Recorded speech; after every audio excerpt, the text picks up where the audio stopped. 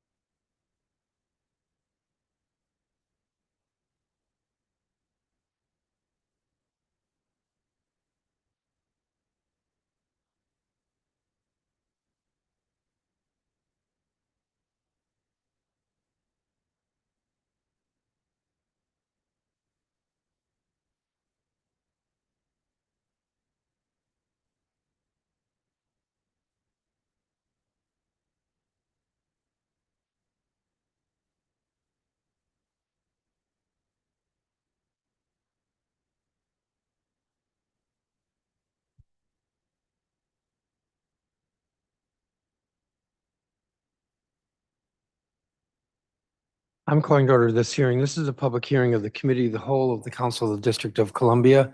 I'm Phil Mendelson, Chair of the Council and Chair of the Committee of the Whole. Today is Thursday, November 14th, 2024. The time is 11:11 in the morning. We are in room 500 of the council chambers of the Johnny Wilson Building. The subject of today's hearing is Bill 25-1004, which was introduced at the request of the mayor on October 18th, Friday, October 18th of this year. Give me just a second.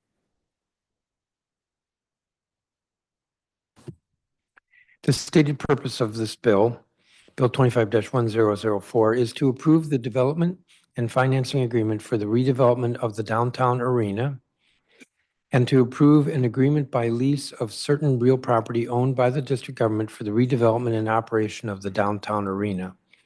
The bill also approves a purchase and sale agreement for the downtown arena, authorizes the granting of certain easements related to the downtown arena property, and authorizes airspace leases associated with the downtown arena.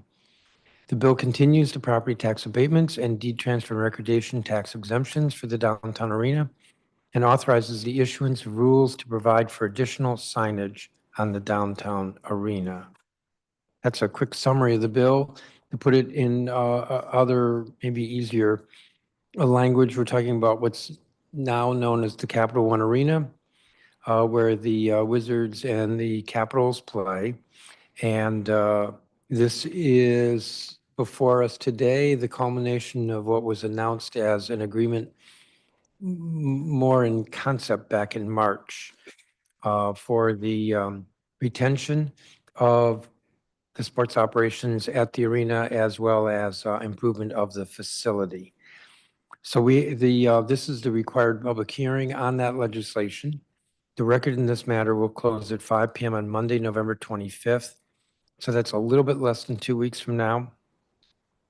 And depending upon how the hearing goes today, this measure may be put before the full council on Tuesday, November 26th, or on, I believe it's Tuesday, December 3rd of this year. So that's the process and the schedule for this legislation. We have 25 witnesses before we hear from Monumental Sports and from the government witnesses. Before I recognize the witnesses, I'm going to recognize colleagues. I do want to note that according to the hearing notice, testimony is limited to 4 minutes, and so folks should be mindful of the time when they're testifying. I'm going to turn to my colleague, Robert White, at-large council member, who I think arrived first in the chamber. Thank you, Chairman, and good morning to everyone. Today, we're here to discuss what could be a pivotal investment in our city's future. I know there are mixed feelings. Some people question why taxpayer money should support a sports organization, and I respect that. But I don't see this as just about sports. I see it as an opportunity to build a stronger, more vibrant DC for all of us. When Monumental hosts events, they bring life and energy into our neighborhoods. They create thousands of jobs, drive spending both in the arena and in surrounding local businesses, and generate revenue that we use to pay for things that matter: our schools, housing, public safety, food programs, and recreation spaces. This isn't just about dollars on paper. It's about dollars that directly impact our lives and the lives of our families. Right now, our downtown, once the economic heartbeat of DC, is facing a new reality. Office buildings are not filling up the way they did before, and they won't again. Doesn't matter what Donald Trump, Jeff Bezos, Muriel Bowser ask people to do, it's not going to happen. If we're going to keep DC moving forward without cutting programs and placing more tax burden on residents, we have to adapt. We have to think beyond office space and reimagine downtown as a hub of entertainment, the arts, and new housing, which I've been trying to drive to downtown since 2016. Monumental can help anchor that future. By supporting their growth, we're investing in a DC that isn't just surviving, but thriving. A city where residents see new opportunities, new places to live, and more reasons to spend their time and money in our neighborhoods. This is about revenue for the things that keep our city vibrant and serve people who need our government. This is about jobs, and it's about the exciting future of our downtown. I believe this is a good investment because it brings more back to our community than it costs us. But it's up to Monumental to show us and the public how they'll make this work for all of us. We need to approach this with clear eyes and full information so that we make the right decision for the future of our city and our economy. Thank you, Chairman. Thank you, Councilmember White. Councilmember Bonds? Thank you very much, Chairman, and thank you for convening today's hearing on the proposal plan for downtown DC that includes our sports arena that has proven to be an economic engine to our city, bringing thousands of visitors and patrons of sports into our economy yearly. Our concern always remains what happens to those who are residents of the city and how do they benefit from these economic engines that we find in our community. And so today I'll be focused on the men and women who are here before us and how do they see this as a benefit for them and their families and their households, as well as our friends at who have been our friends at Monumental over the years and have delivered over $1 billion worth of tax revenue that we put into the many different programs of our community. So today is a very important time for us. I thank those who have joined us. And you know, while we are here to focus on downtown, I want to reassure the public that the DC Council as a body is investing in businesses across the district, not just downtown. But today we're going to hear about the PLA process, and that's so important for, long-term benefits for our city. I think as a community, we want to remain focused on the well-being of our residents and ensuring that we attract businesses across the board and investments from around the world to the District of Columbia. So I'm looking forward to an exciting discourse today, and I know we're going to get just that. And again, I thank those who have come out to speak on this very important issue before us. Thank you, Chairman. Thank you, Councilmember Bonds. Councilmember Pinto, did you have an opening statement? Yes, thank you, Mr. Chairman. I want to thank all of our public witnesses today and government witnesses who are here today to talk about this very important piece of legislation and deal that means a lot to many of us across the district. The bill before us today, as you mentioned, Mr. Chairman, would formally approve an agreement with Monumental Sports and Entertainment to ensure the Wizards and Capitals remain in DC through 2050 and ensure that Capital One Arena can be the true anchor of downtown, drawing fans, residents, visitors, and new businesses to a neighborhood that we know is brimming with more opportunity. Across the district, we have stood united over the last year to keep our Monumental sports teams where they belong, right at Capital One Arena in the heart of Ward 2. The district's partnership with Monumental Sports is going to become even stronger with the passage of this agreement to extend their lease through 2050 with a myriad of major and welcomed improvements to the neighborhood, from security to traffic management to additional venue space for entertainment and festivals. I'm also working closely with community stakeholders, including ANC2C, local business leaders, and residents to ensure that this project serves everyone who calls this neighborhood home. This is a project that we should all be proud of, and I will continue to ensure that residents' voices are heard and amplified, particularly those who live around the arena and are going to be most impacted by this project. Rooting for our hometown teams unites residents across the city with pride, and we know it is an extremely galvanizing force for economic development. The arena is a pillar of downtown DC and will continue to be a key component of our strategy to strengthen the future of downtown and the district. We're thrilled to continue this vital partnership with Monumental Sports. Let's also be clear that this investment that we're making is about much more than what happens inside the arena. It's also about maintaining a strong anchor for downtown DC that is going to drive economic growth for decades to come. At the beginning of this year, I joined the Gallery Place Chinatown Task Force, formed to catalyze neighborhood investment and transformation of these neighborhoods and advance our vision for a vibrant downtown that serves residents, businesses, and visitors. Through the work of the task force and through the passage and the implementation of my Secure DC Omnibus, we have implemented targeted interventions for downtown, including the launch of our Safe Commercial Corridor Hub, safety patrols through the Safe Commercial Corridors Bill, graffiti cleanup, sidewalk improvement, streetlight improvement, and micro-mobility improvements with additional bike corrals and frequent trash cleanup. I want to also thank the Downtown Bid for all of their partnership in these efforts. We are continuing to work towards our goal of bringing more residents and visitors and around the region to downtown with events like the expanded Downtown Holiday Market, converting office buildings to housing and creating more mixed-use spaces, developing plans for other transformational projects, and new public space downtown. This comprehensive approach to downtown revitalization with the Capital One Arena as our anchor demonstrates our shared commitment across government to ensuring that DC remains a world-class city for generations to come.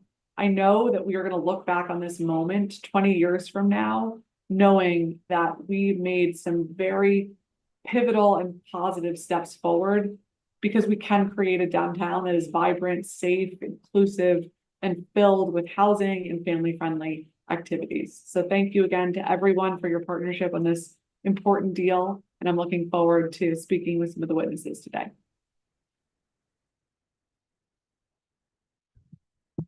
Thank you, Councilmember Pinto. Councilmember McDuffie?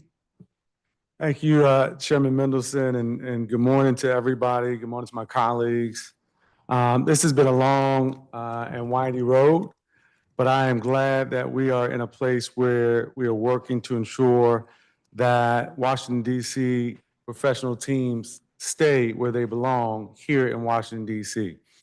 I love sports, and if you know me, you know that to be the case. I loved playing growing up. I love watching.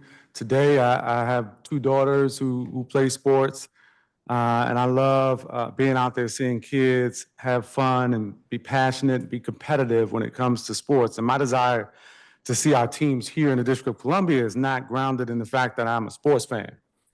There are two fundamental truths that drive my support of the sports in the District of Columbia. The first is that sports is a business, and that the sports economy in the district supports thousands of good-paying jobs. There are jobs in the front office, like those of some of our witnesses today. There are jobs providing services in the arena. There are jobs in the media department. There are jobs in ticket sales or customer service. And with a project like this, there are jobs in construction and remodeling of the arena. The second fundamental truth is that sports are a critical tool in giving our young people the opportunities for be active and to stay fit, opportunities also for structured activities that allow them to stay away from violence. In fact, help to prevent violence. And so over my tenure on the council, I tried to prioritize both the accountability prong of preventing violence as well as the opportunity prong of preventing violence, because I think both need to be present in order to successfully prevent violence in communities that have been plagued by it historically in the District of Columbia. And so let me discuss these two items in turn. I have been laser focused on ensuring that the jobs created by this project go first and foremost to district residents, and that district-based companies receive the bulk of the contract spend associated with this project. While I did not negotiate the deal like the executive did, there are people like myself and my team and my colleagues, I imagine, who weighed in on things. And for me, I made clear from the start that my support is contingent upon district residents benefiting from such a substantial outlay of taxpayer dollars. When contracts go to district-based businesses, those businesses are more likely to hire district residents. That's why I'm a fierce advocate for our CBE program. When this deal was sent down, it only proposed legally required minimum participation for small business enterprises and certified business contractors. I worked with Monumental and their construction partner, Clark Construction, and I appreciate them agreeing with me that they could do more and should do more and will thus go above and beyond the legal requirement and guarantee spending of at least 40% with SBEs and CBEs with an aspirational goal to spend more than 50%. This agreement guarantees approximately an additional $40 million and as much as over $120 million in additional contract spend flowing to district-based small businesses. In essence, this could mean around $400 million of the $515 million that the district is committing to invest in this project will be spent with district-based businesses. That's huge. This means more jobs for district residents. Also, we've tried to work with labor representatives to ensure that there are an appropriate carve-out for our project labor agreements, or PLAs as they're also becoming known, to ensure that more district CBEs can participate and more district residents are hired. Those discussions are ongoing and thus far have not produced the result that I'm seeking on behalf of district residents, but I'm confident because I know we share the same values and I'm motivated to make sure that our district residents are working on this project. Let me turn to engaging our young people around sports. I believe that in the power of sports can have on a young person's life, and I believe that because I know the effect that it has had on my own life. I grew up playing basketball at the Boys and Girls Club across the District of Columbia, like some of the folks who are in this chamber, and I got to know police officers, not as adversaries, but as coaches and as mentors. It's where I participated in positive activities during the 1980s and the 1990s when this city was experiencing some of the worst violence in our history. I tell these stories to anyone who will listen, including to the team at Monumental Sports. And they really listened. The community benefits in this agreement will make a real difference in the lives of our young people, and I'm excited to see the organization not just rebuild fields and pay for camps, but also to help with transportation to get kids to games and to other meaningful activities. I also would like to see more, though, that expose our young folks to the business opportunities associated with sports, because there are lots of business opportunities associated with sports. I would like them to aspire to be executives in a C-suite just as they dream to be players on the field or on the court. And I think that can be the case with as much exposure to the professional jobs associated with the business of sports as they get exposed to people who are playing on the fields and on the courts. And I'm going to be asking for more because I think the need is so great in that area. But I also do sincerely appreciate their partnership and look forward to expanding on it going forward. In all, I'm encouraged by where we are, Chairman. There's more work to do, and I will continue pressing.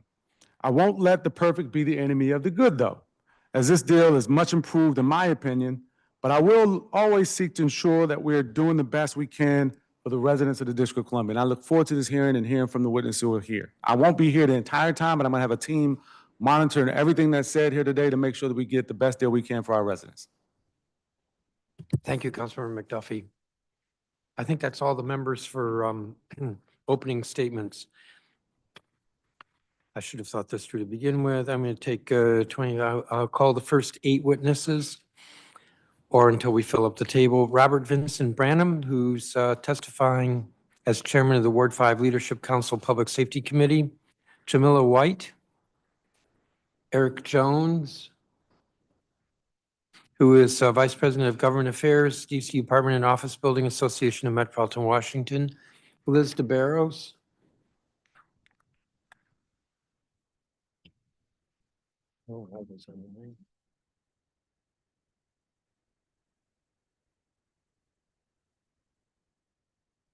Greg Ackerman, who's President of the Baltimore DC Building Trades.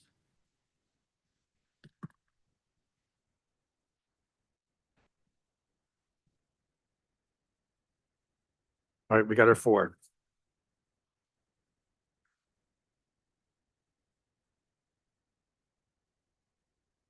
So if you could try to keep your testimony to 4 minutes, and there's a clock. And Mr. Branham, you will be first. Looks like you brought some props. Are you handing those out to your fellow witnesses?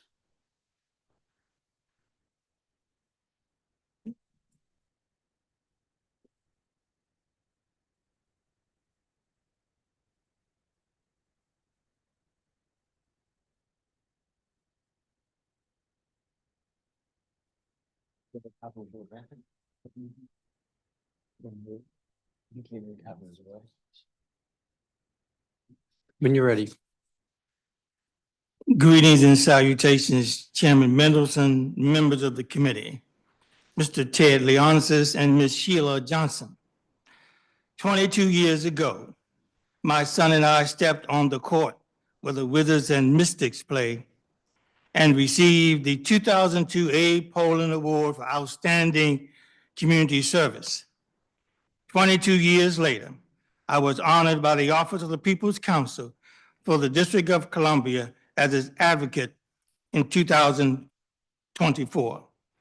Today, I stopped by to talk to Mr. Leonsis and Ms. Johnson. I testify to support a modernized Capital One Arena, a vibrant downtown corridor, and this public-private partnership. However, I sit here confused. I am confused because Mr. Leonsis, Ms. Johnson, and Monumental Sports have access to capital outside of my reach and those of many others in the district, and yet they seek tax dollars for their playground. I am confused. Mr. Leonsis, Ms. Johnson, I'm talking to you. MS&E owns 8 teams, 5 venues, and 1 media platform. Mr. Leonsis' net worth surpasses $2.8 billion. MS&E has assets over $6.16 billion, and Ms. Johnson is listed as the first Black woman billionaire, but they need district tax dollars. I am confused. This 247-page bill lists terms, agreements, investments, concepts, along with modifications on land use and tax abatement. Mr. Leonsis is reportedly talking privately with members of Congress.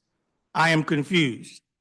Mr. Leonsis notes MS&E's ambitious charitable efforts, but there are still poor and homeless people sleeping and begging for food outside the arena's doors. They don't attend games and concerts. Yes, Mr. Leonsis and Ms. Johnson, I'm talking to you. Where are the terms to support social justice values exemplified by the NAACP DC branch to funding higher education opportunities for district use, exemplified by the United Negro College Fund to assist greater community civic participation, exemplified by the DC Federation of Civic Associations. At this moment, DC needs the business community to offer more than a bowl of soup, a slice of bread, and a cup of coffee. Where is the leadership of Mr. Leonsis and Ms. Johnson demanding statehood for DC? Will they join the fight to protect DC home rule?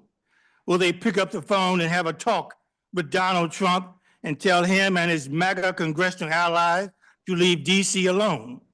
I know they won't walk to the Mecca of Howard University and feel the spirit of the motherland, but they can take a pilgrimage to the homeland of MAGA to defend DC. Yes, Mr. Leonsis, Ms. Johnson, I'm talking to you. Somewhere, Mr. Leonsis and Ms. Johnson are watching this council proceeding. Yes, DC needs a high-class and appealing sports arena. On this, I am not confused. Yes, there is a purpose to keeping the Wizards, Mystics, Capitals in DC, but there is a need for business community to mount up for home rule and statehood as they seek DC tax dollars. Bringing coaches and players with students and represents an easy philanthropic play. However, there must be a higher play call. Mr. Leonsis, Ms. Johnson, my name is Robert Vincent Branham, and I am talking to you. There are people here who love DC sports and entertainment, but is there anyone here from MS&E who loves DC home rule and is willing to get arrested for it and fight for it? Am I talking to anyone from MS&E willing to shine a light on the coming dark Trump circus and MAGA political storms to rage all over DC? Just as I am not afraid of the gospel, I am not afraid of Donald Trump, and I strongly support DC Home Rule. I thank you. Thank you, Mr. Branham. Jamila White, I believe, is not here. Eric Jones? Good morning, Chairman Mendelson and members of the Committee of the Whole. I am Eric J. Jones, and I'm here today representing the members of the Apartment and Office Building Association of Metropolitan Washington, or AOBA. For the last 50 years, AOBA has been the preeminent advocate for commercial office buildings in the multifamily residential real estate in the Washington, D.C. area. Our owners and managers and service providers represent 172 million square feet of commercial space and more than 400,000 residential units within the district, Maryland, and Virginia. In the district, we represent nearly 76.6 million square feet of commercial space and 108,000 apartment units. As a proud fourth-generation Washingtonian and district resident who also has the honor of serving as AOBA's VP of Government Affairs for the commercial portfolio here in the district, I'm pleased to offer our tentative support for B 25-1004, the Downtown Arena Revitalization Act of 2024. Coming out of the pandemic, our members faced increased office vacancy rates, decreased rental income, increased crime, and a loss of foot traffic and commercial viability. Many of our members who own or manage properties within the district's downtown area, especially those around Gallery Place and Chinatown, were in a state of panic. This only increased in December of 2023 with the announcement by Monumental Sports that they were moving their sports and entertainment complex in Northern Virginia. Tenants who were already looking to break their lease or downsize their footprint, especially those around the areas around the arena, expressed additional concerns because of what the loss of events at Capital One Arena represented. Then we begin to see a glimmer of hope. Between the launch of Mayor Bowser's Gallery Place Chinatown Task Force in January of 2024, gradual decreases in crime, and the announcement by the mayor, this council, and Monumental Sports of a new deal in March of this year, things slowly began to turn around. While things had not reached pre-COVID numbers, our members started to see a welcome change. Businesses were again beginning to express interest in downtown. Groups were announcing upcoming events at the arena, and activity has started to return to the area. This is why we at AOBA hope to see this legislation move forward. By supporting this project, our legislature can send a clear message that, contrary to the impression given by some of the anti-business policies that have passed through this council over the last decade, we are not the anti-business jurisdiction that many claim. We are willing to partner for business as we did 2 decades ago when the arena was built and began to transform our downtown. Back then, the arena served as a catalyst for our downtown and helped drive our fantastic growth. Businesses located their offices in the area as it represented a tremendous corridor of activity within a combination of traffic from morning commuters to tourists, the lunch crowd, and those looking to participate in our thriving sports and entertainment community. It, along with the Walter A. Washington Convention Center, identified the district as not just a location along the I-95 corridor, but the crown jewel. This legislation represents the next such investment and sends a clear message to visitors and to the district residents like myself who live, work, and play here. It says the district is not just open for business, but willing to make real long-term investments to sustain our future and work with partners who are willing to do so. This is represented by the projected $1 billion in economic activity and nearly 5,000 jobs that will be created. Not only will this increased tax revenue benefit our downtown, but it will also allow us to make strategic investments through all 8 wards. This is why we are asking the council to pass this legislation and commit to examining anti-business practices. Together, these items will not only foster our community's future, but also provide renewed confidence as we continue to reimagine and reignite not just our downtown, but all 8 wards. In closing, I thank you for your time and willing to answer any questions you may have. Thank you, Mr. Jones. Ms. Taveros. Good morning, Chairman Mendelson and the committee and staff. My name is Liz DeBarros, and I am the CEO of DC Building Industry Association, and I'm a long-time Ward 7 resident. On behalf of DCBIA, thank you for the opportunity to testify in support of this bill. DCBIA is the lead organization solely focused on development in the district in all neighborhoods that make up our great city. We deal daily with the economic and physical realities of building sustainable projects and communities. On behalf of DCBIA, I am testifying to express strong support for this bill The legislation represents a transformative opportunity for both the Capital One Arena, the surrounding neighborhoods, and the overall economic growth and stability of downtown, which has been a central hub of the economic stability in the district over the past 2 decades. As an organization with a vested interest in continued growth and vitality in the district, DCBI believes this project will play a pivotal role in driving economic revitalization, supporting local businesses and employment, and establishing a modern, vibrant center for residents and visitors alike. It is clear from recent events that keeping monumental sports in the district is as important to the parties in this deal as it is to our residents, businesses, and owners and visitors. Not only does this transaction represent a piece of our identity as the home to the Capitals and the Wizards, it also provides immense economic benefit to the district as a whole, and specifically to the businesses surrounding the area that rely heavily on foot traffic in and around the Capital One Arena and the many different events held year-round at the arena. We are at a pivotal point in our journey towards downtown recovery, where it is essential to find innovative ways to foster new business and housing opportunities. And equally important is recognizing and safeguarding what is already working downtown. This agreement reflects the executives and the council's commitment to protect and invest in our key assets. Moreover, with an estimated $1 billion in economic activity and nearly 5,000 construction jobs expected, this project provides substantial short-term and long-term economic benefits. The increased tax revenue will not only benefit the district's financial health, but also its capacity to support and reinvest in public services downtown and beyond. In conclusion, DCBI strongly urges the council to pass the Downtown Area Revitalization Act of 2024.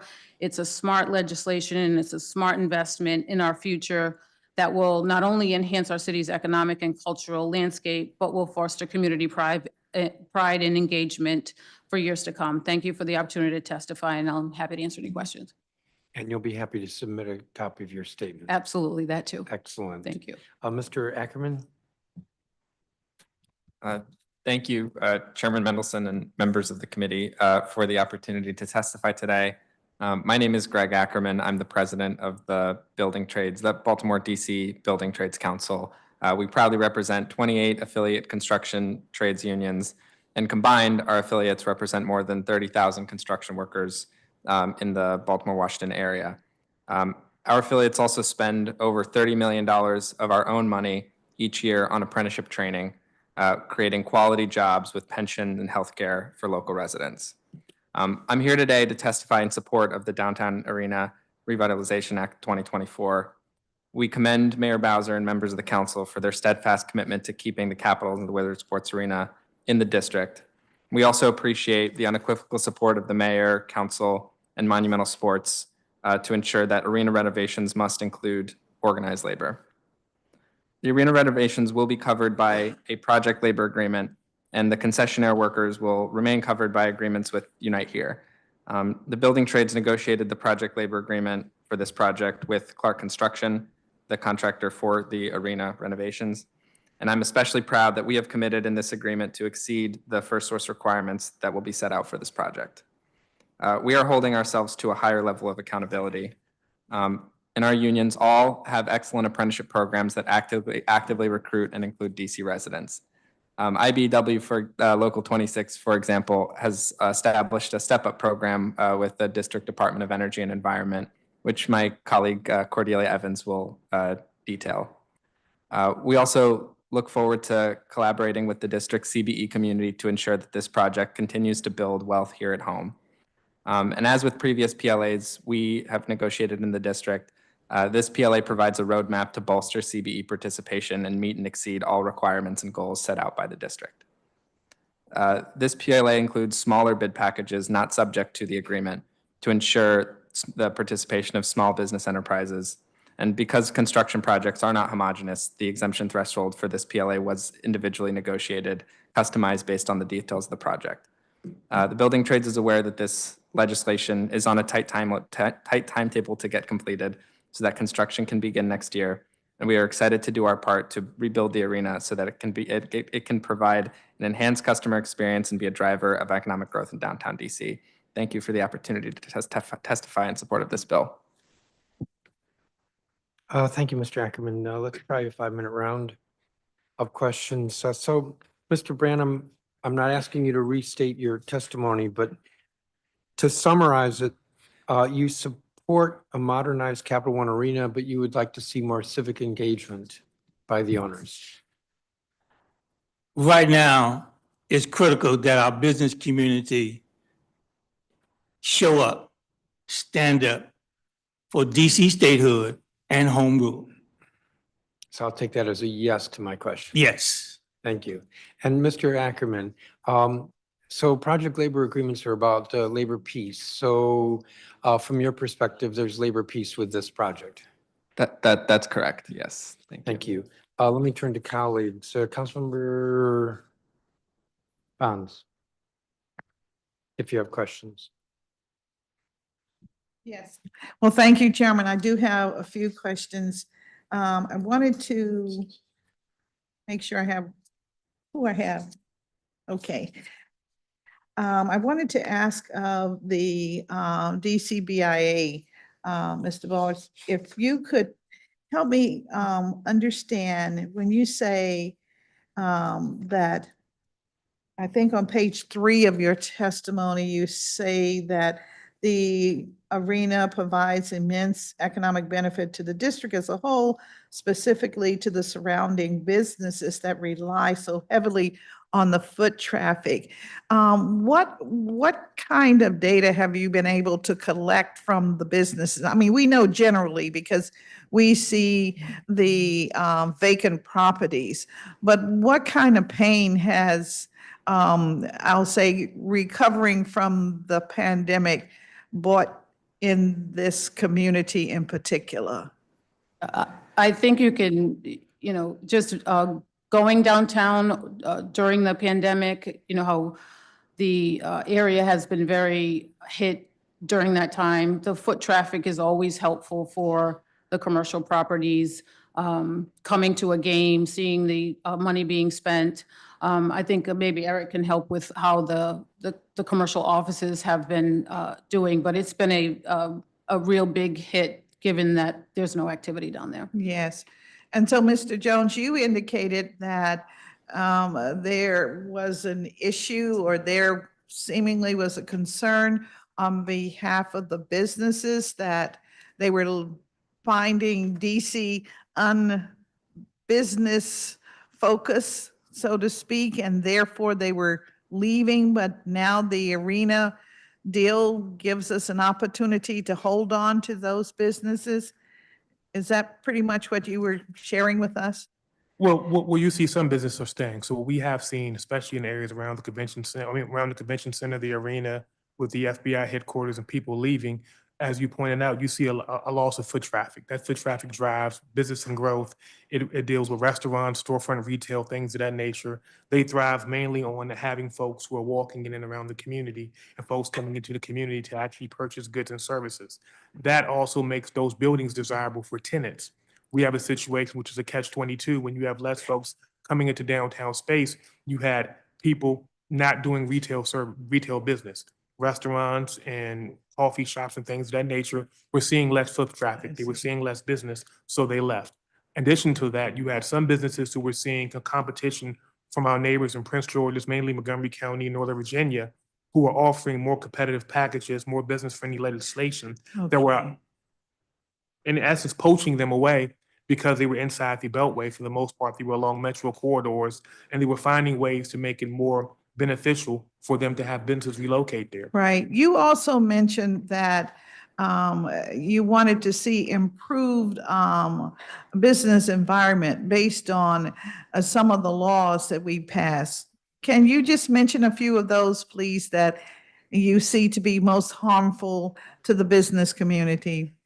What we've have done work with some of our business community, we actually have a list that we're working on, and what I'll do is submit that list to the committee that you can look at.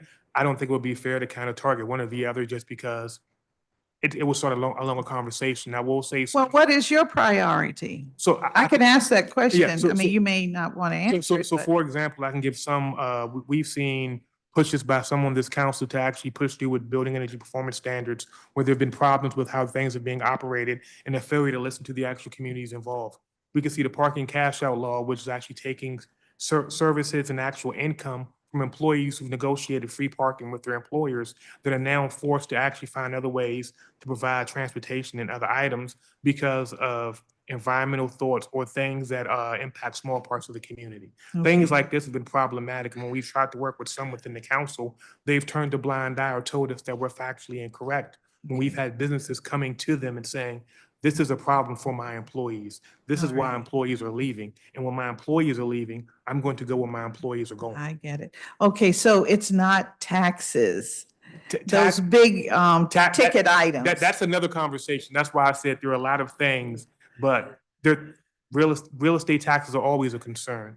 The additional services and fees are always a concern, but there's been targeted things that we've seen certain groups within the council do that are more so about national ideas and national movements that they try to use this as a petri dish for, honestly, to get things passed. And our neighbors in Maryland and Virginia aren't doing that, so it's making them more appealing to some businesses. All right, would you please be so kind as to submit that to the chairman, and hopefully I'll have an opportunity to see it. I will Thank you do. very much. I think, am I over time now? Yes. What do we have, 5 minutes? Yes. Did you have one more question? No, I'll hold because I'll have an opportunity to speak beyond the building trades to all of the unions, I hope, and I'll be asking pretty much the same thing. So thank you. Thank you very much. And thank you always to my colleague from the old days of ANC in Ward 5. Thank you for always putting the rubber to the road. Thank you so very much, because we are here because we are a home rule jurisdiction. And without it, we're not here.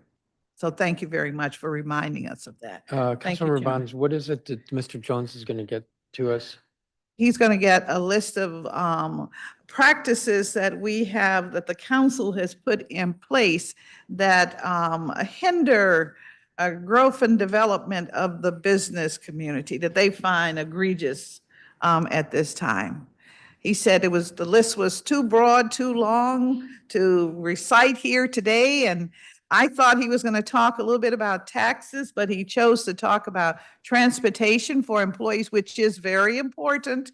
And he didn't speak of the need to have bus and subway running after midnight every day, which I No, have checked. I We wasn't do looking not to have prolong people on the transportation system there. I was just very curious, and I think we all should be curious No, I about just it. wanted to know what the list was. Yes. But, okay. I wanted to give you a little preview. Thank you very Yeah, I much, got sir. it. Thank you, Councilmember McDuffie.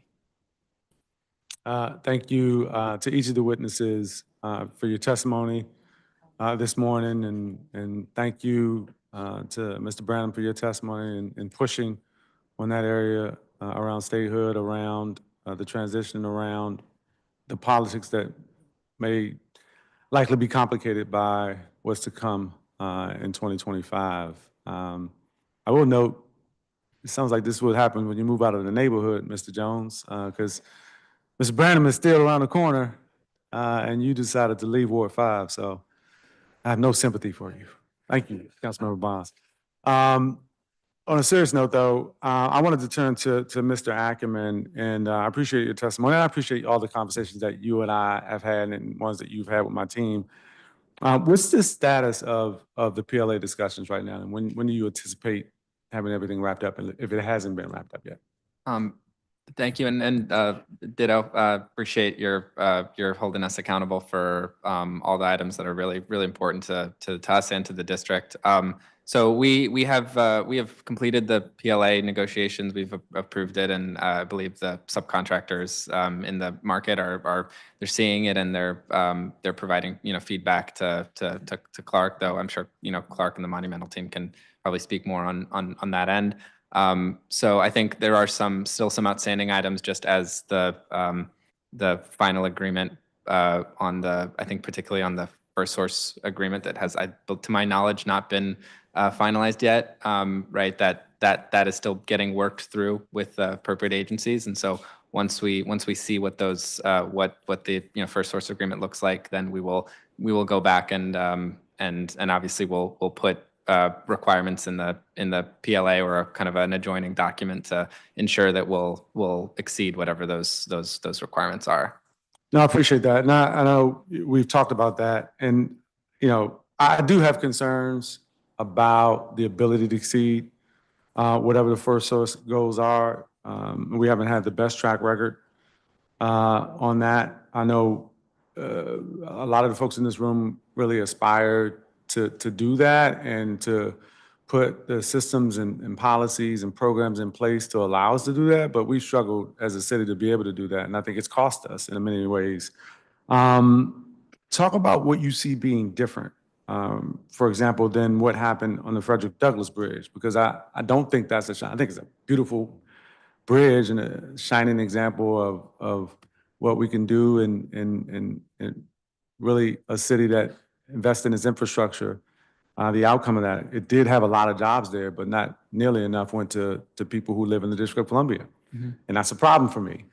And I'd love to hear from you on how do you avoid having another, beautiful renovation where the city invests, but then doesn't get the return on this investment because way too many of the jobs are going to people who live outside our borders. Absolutely. And no, we agree 100%. That's why it's important for us to hold ourselves to a higher level of accountability. We can't treat these projects as one-offs, right? We can't seek to solve all of our local hiring ills just by looking at one project. And so I think what is different is that, frankly, due to a lot of the important investments that the district made, that the federal government has made, we don't just have this one arena renovation project to ensure that we're getting district residents into our apprenticeship programs and into step-up programs. We have, thankfully, a very exciting Howard University Hospital coming up. There's several, elementary schools, emergency maintenance facility. We have lots of different projects in addition to, cooperation with our general contractor partners to ensure that once district residents get hired on the first job, for example, at the renovation project, once it's over, that they have somewhere else to go, right? We'll be able to place them on another district project, or we'll be able to collaborate with our general contractor partners to look at the PLAs we have in Prince George's County and in Northern Virginia and transport those workers there. So that would be perfect. I'd love to see DC residents working on jobs in Prince George's County, Montgomery County, Northern Virginia. I mean, I'm willing to go with you to those sites and check that out because that would be fantastic. Do you think the district is doing everything it needs to do today to facilitate what you just articulated? I think, and my colleague Cordelia from the IBW can go into more details about, the really great. Is she testifying today? Yes, Okay. she's right there. Okay. I mean, I think that's a great first step. We've had a wonderful partnership with DOEE. They've been amazing in facilitating a lot of those workforce connections to ensure that the workers are getting the wraparound services that they need. So I appreciate it, and I'd love to hear from your colleague next. Let me just say this, and tell me if you disagree with these numbers. But according to DDOT report on the Frederick Douglass Bridge project from June of 2023, ultimately only 10% of new hires were DC residents, and that's I think 22 out of the 216 new hires. One of those came from Ward 8, and 2 were from Ward 7. Is that your understanding? That sounds We right. I know we cannot have see. Yeah. We And cannot have a repeat of that. Cannot have a repeat of that, right? And I know there are folks who don't want that to be the case, but like, I'm gonna be raising all types of, if that's the case on this $550 million project. So let's stay close. I know we've been talking a lot, and I know, again, I think our goals and values are aligned with what you want to do. I just, in terms of past performance and what we've seen, it has not accomplished those goals, and we got to figure out a way to do that. And if I don't mean to, I think the hospital project that we're starting to get data on, the Cedar Hill Hospital project, we're seeing a lot better numbers on that project. I think there are many reasons. I don't mean to go into all of it, but I think retention is a huge I'd issue. love for you to go into it, by the way. I know I'm a little over my time, but I think we would love for you to go into the reasons why you might be experiencing challenges with getting more DC residents on those job sites. Because we keep spending the money, making the investments, but yet the numbers are where they need to be. Absolutely. So I think, look, infrastructure projects are great opportunities to get DC residents on projects. They are, retention and wraparound services are the number one reason, Okay. right? Why we're not able to, and across the board, why we're not able to, ensure that people stick with the careers that we have, set out for them. So, we specifically put a lot more effort into retention and providing like more non-traditional wraparound services around the hospital projects and have engaged our subcontractors early to ensure to do that. It is harder to do that on a large-scale infrastructure project where most of the work is self-performed by the general contractor. Right. You don't have general contractor buy-in for that. Thankfully, I think for this project, we both have a large-scale subcontractor market and a general contractor, Clark, that is bought in and doesn't just have this one project that they're doing in this region. They've got a lot of projects that we're going to be able to make sure that we're going to be able to place folks once, this is obviously, this project is happening over the summer, right? So once it's done, we're going to need to place somewhere to place folks. So we have a lot more of those elements that are kind of coming together to be able to ensure that we're going to get good. Thanks for yeah, that. good And participation. could Mr. Jones just weigh in this? I'm not asking that. I'll make this real quick. The reason that they're having problems is because greater than 85% of the local and regional construction industry are not members of organized labor. The most successful contract in the last 25 years in the District of Columbia to actually achieve first source goals and CBE goals was the Marriott Marquis Hotel, which had union and non-union construction companies there, but did not have a PLA. We're excluding more than 80% of our local construction industry when we sign PLAs. We've seen it for every contract we've done, from the baseball stadium to the soccer stadium, to the bridge you just mentioned, to Benjamin Banneker High School, to the convention center. We've done it over and over again, and we have the same results. I said this a dozen times in front of this council. We can look at what happened with the Marriott Marquis, who had union and non-union employees and reached every goal and exceeded it. It's because we did not exclude 80+% of our construction industry. I've been doing this for 20 years. I'm on the Youth Apprenticeship Advisory Council. I'm going to the meeting when I leave here. When we do PLAs, we exclude folks who look like you and I, who were born and raised in this city. When we had a hearing about PLAs, CBE stood outside and said, "You're excluding me." They were not non-CBEs, they were CBEs, and they were ignored. We continuously have the same problem, and we keep on ignoring it. Appreciate it. Thank you. Thank you, Councilmember. But Mr. Jones, you testified in support of this legislation. Excellent. Thank you. Thank you, each of you, for your testimony. I'm going to call the next group of witnesses. Cordelia Evans, who is business representative with IBEW Local 26. Jim Simpson, who is just listed as a public witness. Iggy Justin. Alexander Moore, who's Chief Development Officer.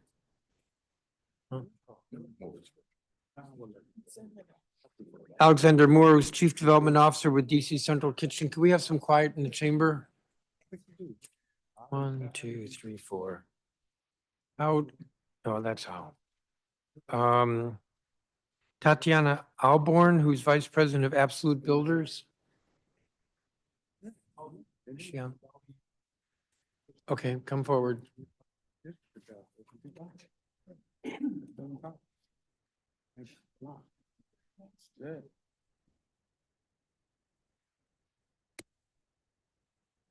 Ms. Evans, you're first. Your reputation has preceded you. Your reputation has preceded you since the previous panel was busy talking about you. Good morning, everyone. Thank you, Chairman and member of the committee, for the opportunity to testify today. My name is Cordelia Evans. I'm a business representative and journey worker electrician with the International Brotherhood of Electrical Workers. I am here to testify in support of the Downtown Arena Revitalization Act of 2024.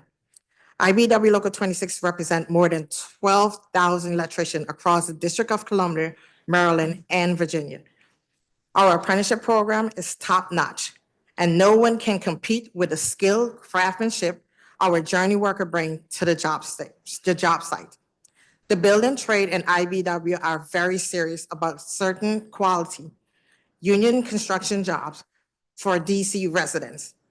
Towards the goal, the renovation of the sports arena will include a PLA with a local hiring requirement that exceeds what the first source law requires. This is exciting, and I want to share with you the Local 26 is doing to generate union electrician jobs for DC residents and how it links to the PLA on the sports arena. In partnership with the District Department of Energy and the Environment, IBW Local 26 has established 12 months electrical pre-apprenticeship program. It is called Green Trade DC Program, or as Mr. Ackerman stated, our STEPA program.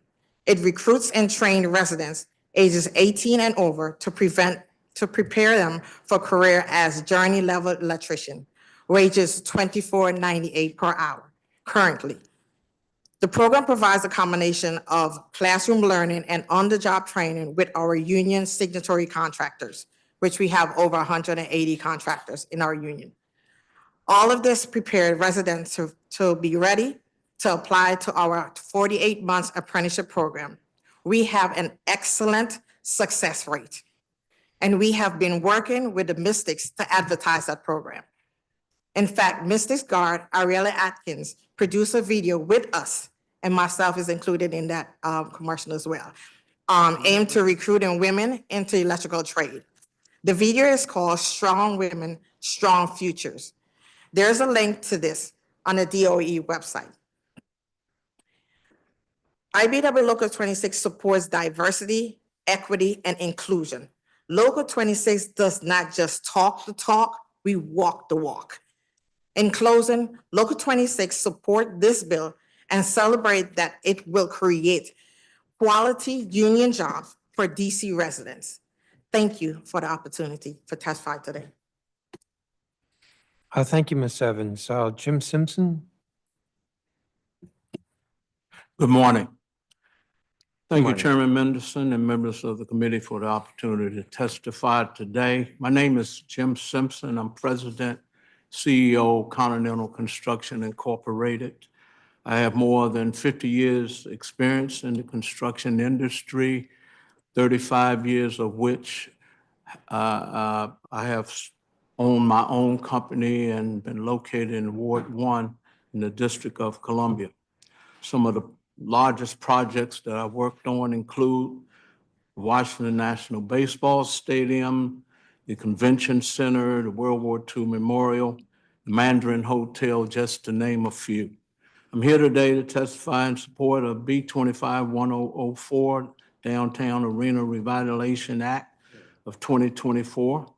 I commend the mayor and deputy mayor for getting the deal done with Monumental Sports and to keep the team in the district. I'm an avid sports fan and love the Wizards, and they just need to win more games right now.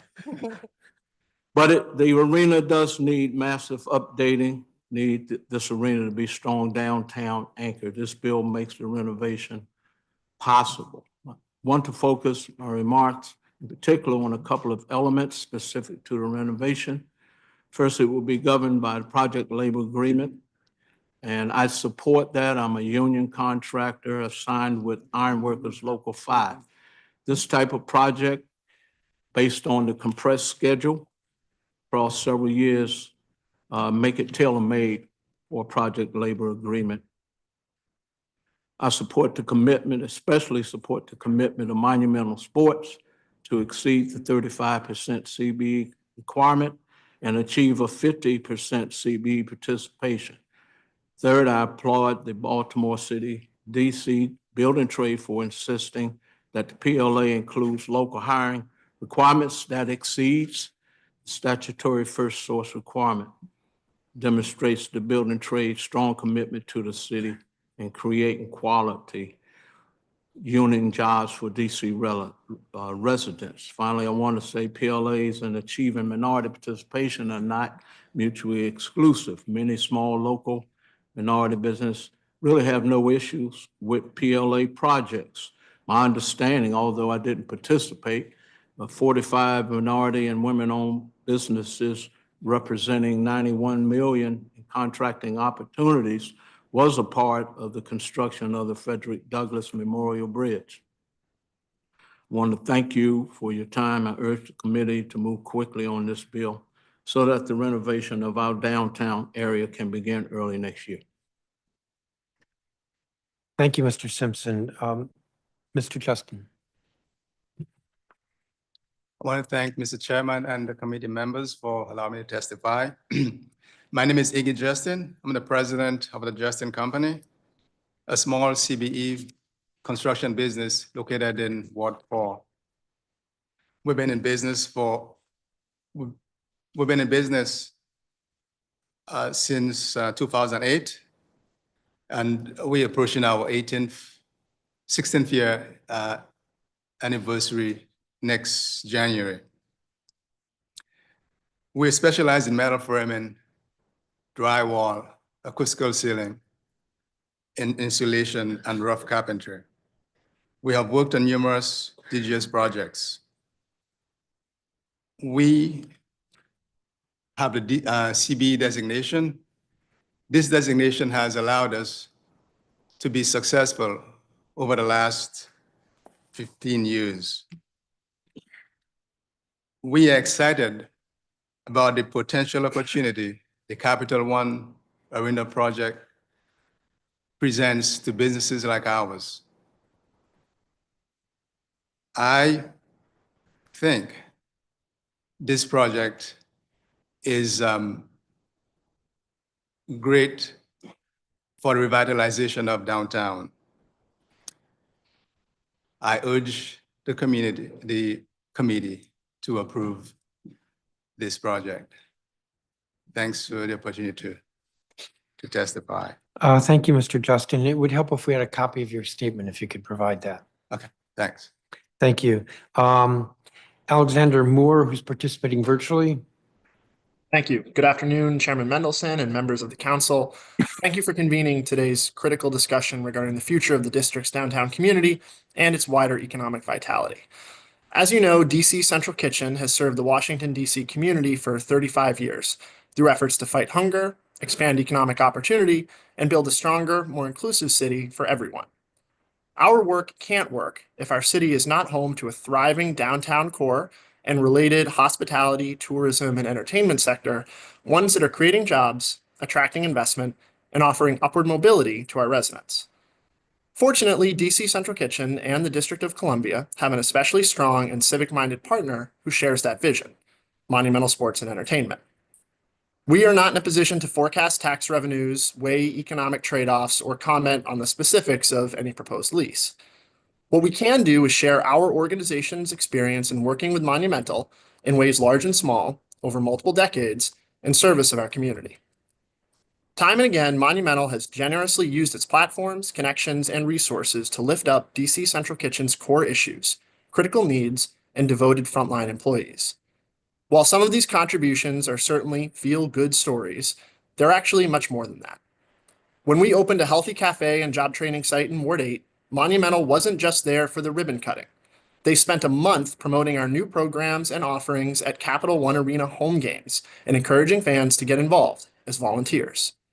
Our school nutrition heroes, serving scratch-cooked meals in DC public schools, have been honored at the halftime of a Wizards game. The Wizards team photographer has taken free headshots of our previously unemployed culinary students to help them embark on their job searches with confidence. Other partnerships have shown even deeper commitments. During the very worst of the COVID-19 pandemic, Monumental wanted to ensure that DC's tireless frontline health workers serving low-income patients were well fed. So they hired us to provide and deliver thousands upon thousands of nutritious meals, but with one caveat. We had to take all the credit, and we weren't supposed to tell anyone where the funding came from. I hope they're not mad that I'm breaking the terms of that deal today. For years, their leadership made introductions and made time for brainstorming sessions as we searched tirelessly for a new headquarters to replace our previous location in a downtown shelter basement. When we finally secured that new home here on Buzzard Point, Monumental stepped up their long-standing volunteer commitment even further, now deploying staff and sometimes players to our facility each month to help us combat the rising rates of food insecurity in DC. They have also used their platform to promote our volunteer offerings across the DMV, helping ensure we can recruit the more than 15,000 volunteers we need year-round to carry out our mission. Monumental is committed to ensuring that DC Central Kitchen and other local providers have the resources we need to step up for the district. Since 2018, Monumental, through its foundation, events, ownership contributions, and advocacy to players, fellow philanthropists, Capital One Arena partners, and sports fans, has directed more than $1.3 million in vital contributions toward our programs. And we're just one of Monumental's many local partners. And our experience reflects the level of investment this organization has made and is committed to making in the years to come in our larger community. In sum, DC Central Kitchen supports this proposed legislation as a measure that facilitates Monumental's long-term positive presence in our city, provides clarity on the district's role in the management of a crucial downtown asset, and allows all parties to plan for a future where everyone can have a shared stake in a city that welcomes and works for all of our residents. Thank you. Thank you, Mr. Moore. Tatiana Alborn. Good morning, Chairman Mendelson and council members. My name is Nicholas Gantiva. I am a senior project manager for Absolute Builders, and I'm here reading testimony for Tatiana Alborn, vice president of our company. And these are her words. Greetings, Chairman Mendelson, council members, and staff. My name is Tatiana Alborn. I'm a vice president of Absolute Builders Incorporated, a CBE commercial carpentry contractor established in 1998 and moved to the district in 2007. I'm also a board member of the Associated Builders and Contractors ABC Metro Washington and past president of the National Association of Women in Construction, NAWIC DC, Chapter 67. As a longtime Ward 4 resident and active member of the business community in the district, the revitalization and upgrade of the city facilities are not only beneficial for individuals and families, but also an opportunity to maintain and grow our small businesses. Absolute Builders has been a CBE certified business since 2008, and we have been able to participate in projects that have impacted the revitalization of the city, like the Wharf Phase 2, the Todd A. Lee Residences, Trinity University, and many others. After the pandemic, we have been impacted with multiple external factors that affected our work in the district, including the large vacancy in office space, the delays in pushback projects due to funding, and others, reducing our chances to be awarded city projects. The revitalization of Capital One Arena will definitely be a great push to revitalize not only the Main Street corridors, but also the areas surrounding the arena. It will also open opportunities to the district-based businesses, including our company, and the ability to pursue a contract within the multiple phases of the project, helping with the company backlog and projection of company growth, hiring and increasing the benefits to our employees.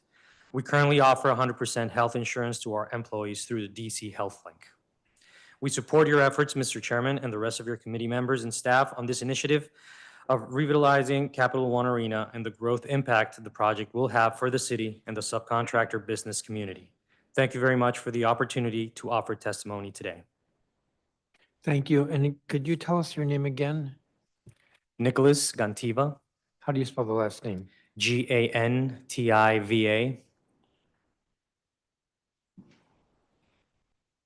Thank you. And we don't have Ms. Alborn's statement, so if you could provide that. Yes. Okay. I do not have questions for you all. Let me see if my colleague does. Councilmember Vons? Thank you, Chair.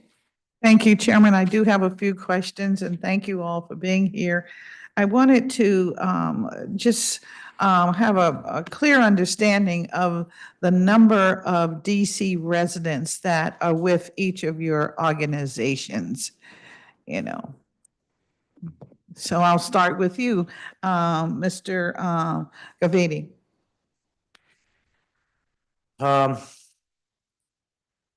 Currently, we are a DC-based company. Of course, our president and vice president, Bernardo and Tatiana Alborn, we're also the owners of the company.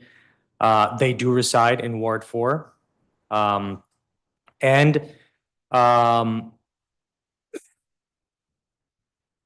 Unfortunately, that would be basically all the personnel from the company actually living in DC. Most of our carpenters live just outside of DC, either in Virginia or in Maryland. That's basically what I can give you as a response with respect to our company. Okay. I certainly would like to know the size of the company and what your information is as it relates to the number members of the company that are GC residents. I think that has, for me, that's a consideration as to whether or not, PLA works or doesn't work. So I'm very, very concerned about that. And the same from you, Mr. Justin? Sure. Currently, we have about 8 DC employees. It fluctuates at the times. Current construction is very cyclical, so at times we've had a lot more than that, but currently we have about 8 on our payroll. We currently have, I think, about 60 employees total. 60, 60? 60 employees total, 60. Okay, But about all right. a little bit more than 10% currently. DC, Yeah. right? But we in the summer, we had more DC Okay. residents, so it fluctuates for us. I appreciate that because this helps us to understand this magic of a PLA and what is the possibility. Because when we hear that there are 200 folk working on a PLA and only 3 are DC residents, we need to understand what the numbers mean. At least for me, that's in my head, and I was curious as to what your numbers are. Mr. Justin, yes. We are very sensitive to hiring DC residents, but because, again, our work is cyclical, there are times we have to make adjustments, and this is one of those moments. We are just about to increase our hiring again because we have a few projects that are about to start. Right. And I understand that you're sharing with us a business model. I understand that. But I also understand that when we have requirements, we need to understand what the realities are. That's what I'm concerned with, the realities, because what we may put in place may not work, and we may start off thinking it's going to work and it doesn't work. So I just wanted to check. Mr. Simpson, how are you doing? And congratulations on your most recent appointment. Thank you. Thank you, Ms. Bonds. Really appreciate your support, past, present, and hopefully future. You got it.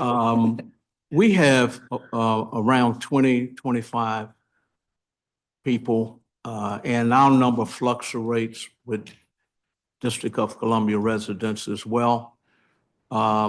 Right now, we'll have about 8, but one of the things that we are doing in the trades that I'm in, iron workers, it's difficult to find iron workers who actually live in the District of Columbia.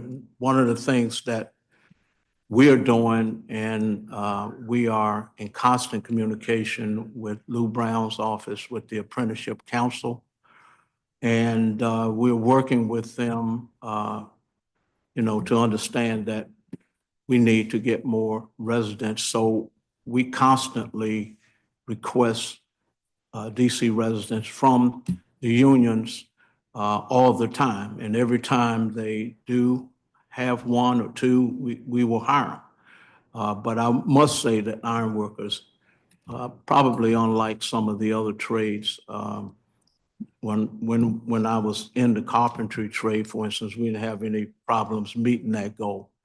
But iron workers, it's just difficult to find DC residents that are iron workers. Oh, thank you. Thank you very much. And Ms. Evans, I know you have 12,000, you say, across the region. How many is your estimate are DC residents?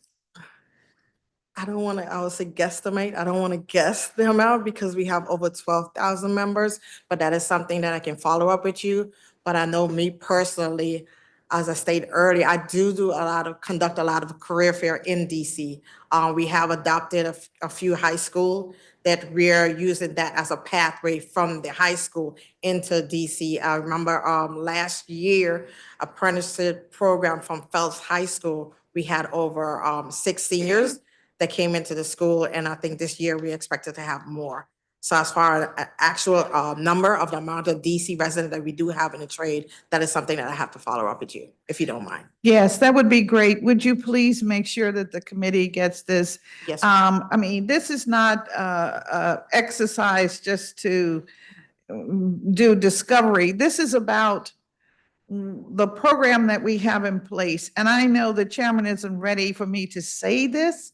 He doesn't even know I'm going to say this, but we really need to know in the hiring of DC residents, what does that really mean in order to get the projects done that we need to have done for our economy and for our community? And I'll even go further to say more than ever, we are becoming a part of the region. And so what does that really mean? You know, on one hand, we're saying it's great to have an opportunity for DC employees to, residents to work in other parts of the region. Well, then folk are saying we can't live in DC because of the cost of housing, as an example. So when are we going to deal with this? And I'm just using this as an opportunity to plant the seed, because we're kind of getting to that point. So I just wanted to add too, as far as our program, the Step Up program or the DC, the Green Trade DC program that we have involved, we do hire DC residents. However, DC resident does not start out as a minimum wage. They started the same as a first-year apprentice. Currently, the first-year apprentice is $24.98 an hour, right? So that is more attractive to that. Also, like I said earlier, we prepare them for the apprenticeship program. Our apprenticeship program expires as far as the application for them to apply March 31st of every year. So today I'm here. However, there's another career fair that I was supposed to attend, but I can't be in two places at the same time. So I needed to come here to give you information as far as what I'm doing in DC. We currently have someone there that's actually doing a career fair in DC to attract more members into our program. Well, thank you very much. And I hope those who are listening will take to heart the fact that you have a membership that is possible, application by March. So I hope people will take advantage of that. Thank you, Chairman. I'm sorry to have gone over. Thank you, Councilmember Barnes. Thank you, each of you, for your testimony. And the couple of you who didn't give us statements, please remember to do so. Marcus Jackson, who's Director of Government Affairs, ABC Metro Washington. Debbie Henrahan. Thank you.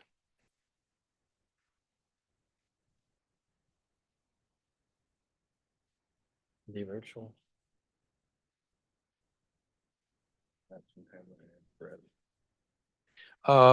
Brett Allen, who is Director of Government Relations, Public Policy, DC Chamber of Commerce.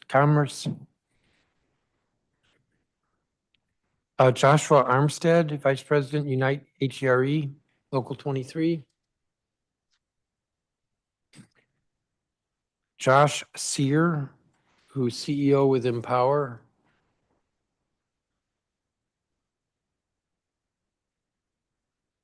Roshan Marwa. Tahi Brisbane.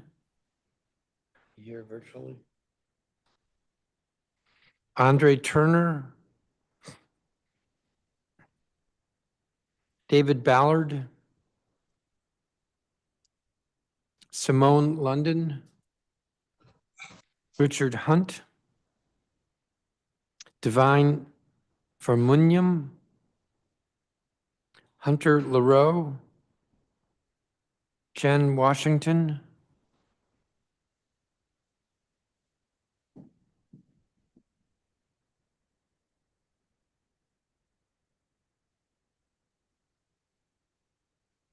And Destiny Bug, who's Foundation Relations Associate, building bridges across the river.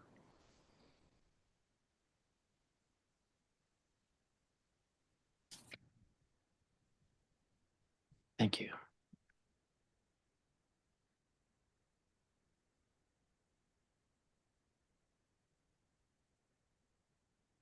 All right, I believe Marcus Jackson is participating virtually. You're up. Thank you, Mr. Chairman, and good afternoon to you and to the members of the Council of the Whole. My name, for the record, is Marcus Jackson. I'm the Director of Government Affairs with the Associated Builders and Contractors of Metropolitan Washington. I'm pleased to present our position on the Downtown Arena Revitalization Act of 2024, specifically the inclusion of a project labor agreement, or a PLA. As mentioned in my submitted testimony, because the PLA includes in the development agreement for the Capital One Arena is not clearly a government mandated PLA, our members are not taking a position on this bill. With that said, the council should be transparent about the impact that PLAs will have on district residents and businesses. First, workers will not make more because of PLA.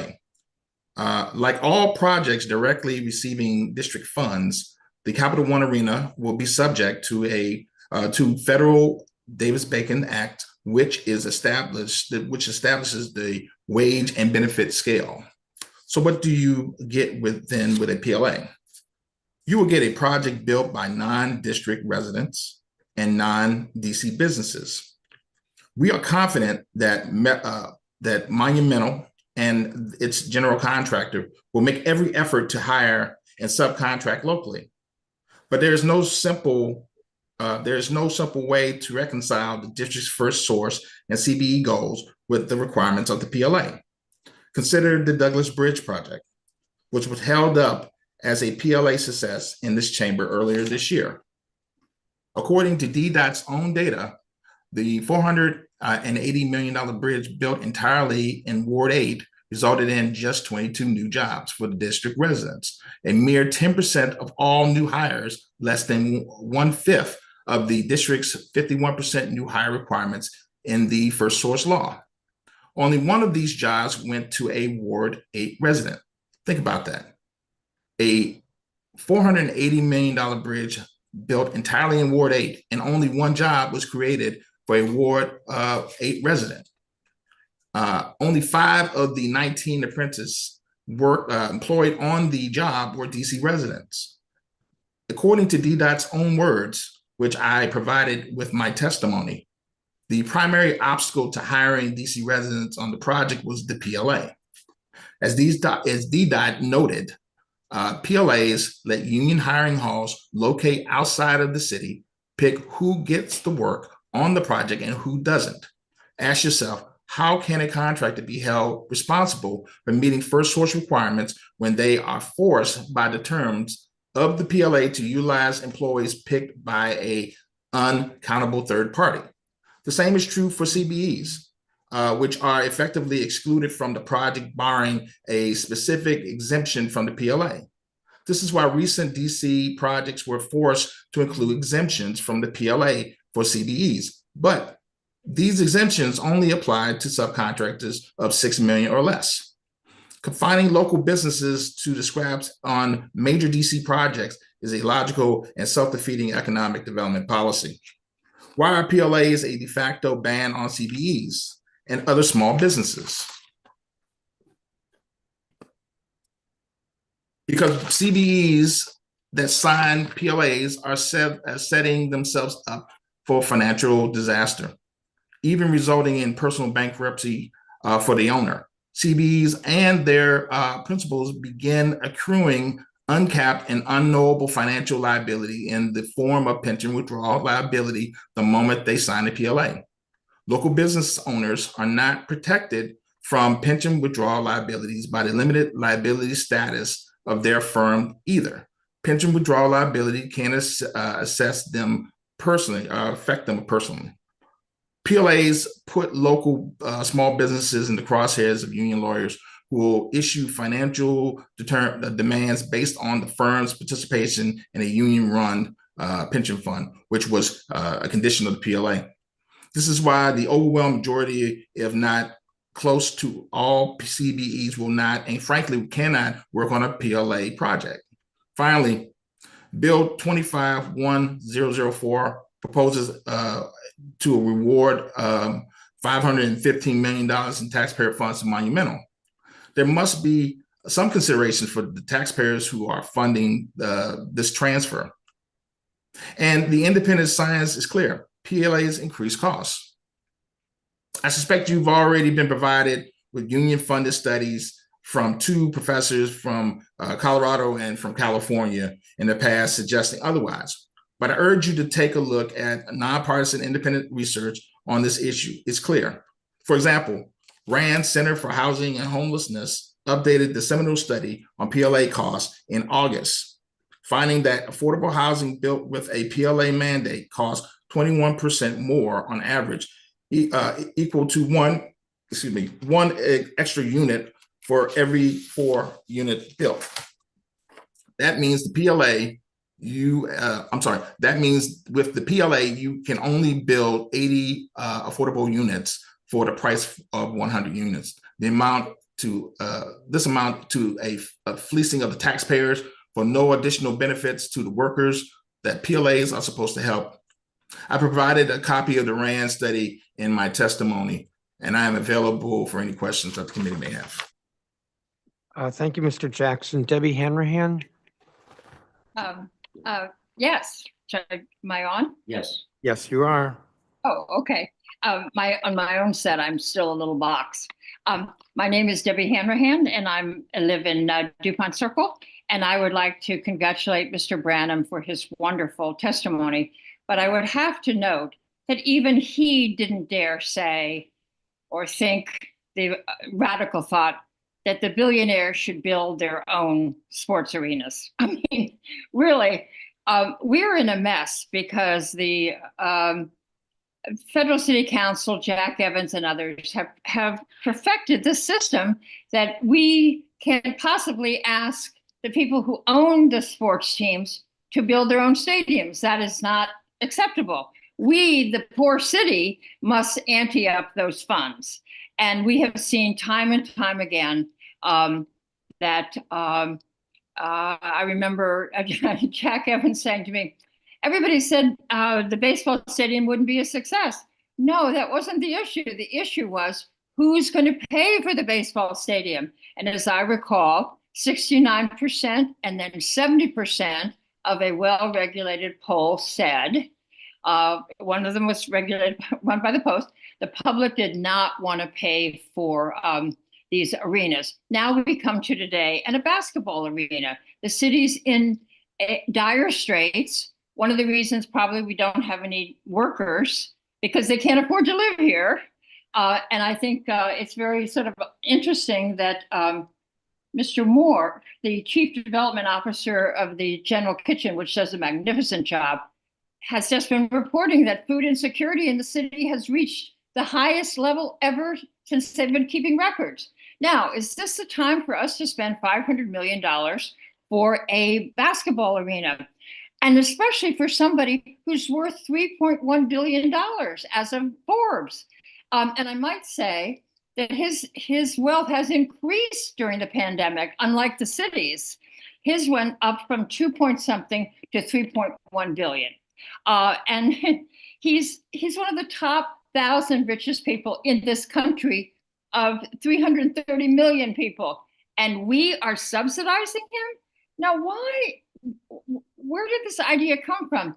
I just heard a couple of days ago that Mrs. Lerner, the widow of the owner of the baseball team, for whom we built the beautiful stadium that had one cost overrun after another, she is the richest person in the state of Maryland. Well, I hope she sends us a thank you letter every year because we are certainly responsible for much of that wealth. Now, I would like to say I've spent the last 5 days at the early voting in front of Stead Playground, and I have talked to easily 100 citizens of all kinds. Not one of them, when I was electioneering for a friend, wants to support or subsidize the basketball arena. And they definitely don't want to subsidize the football arena. And they were ready to write in my candidate because he was opposed to both. So the financial world and reality is a strange place, and I begin to understand it. But the political world, I do understand. And this council and this mayor are not paying attention to the political will of the city. We do not want any more of this. We need the money for the homeless. We need money for food. We need money to make a city that really works. And we can't afford $500 million for a billionaire. We just can't do it. Thank you very much. Thank you, Ms. Hanrahan. It's good to see you. I don't have a copy of your statement if you want to submit that. Say we will. I will. Thank you. Brett Allen. Good afternoon, Chairman Mendelson, members of the committee and staff.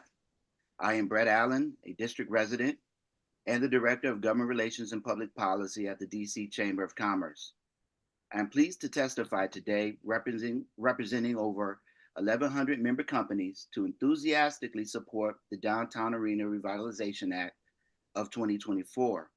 This bill, to improve the redevelopment, financing, and operation of the Capital One Arena through 2050, offers several tangible and far-reaching benefits to the local economy, district residents, business owners, and workers, and the entire capital region. First, the Capital One Arena is a critically important anchor investment in the district's strategic efforts to revitalize downtown and its adjacent neighborhoods to the benefit of the entire city. As we know, our commercial real estate sector, dominated by our downtown commercial corridor, is undergoing a difficult transition as office workers settle into transformational shift to various remote and hybrid work arrangements.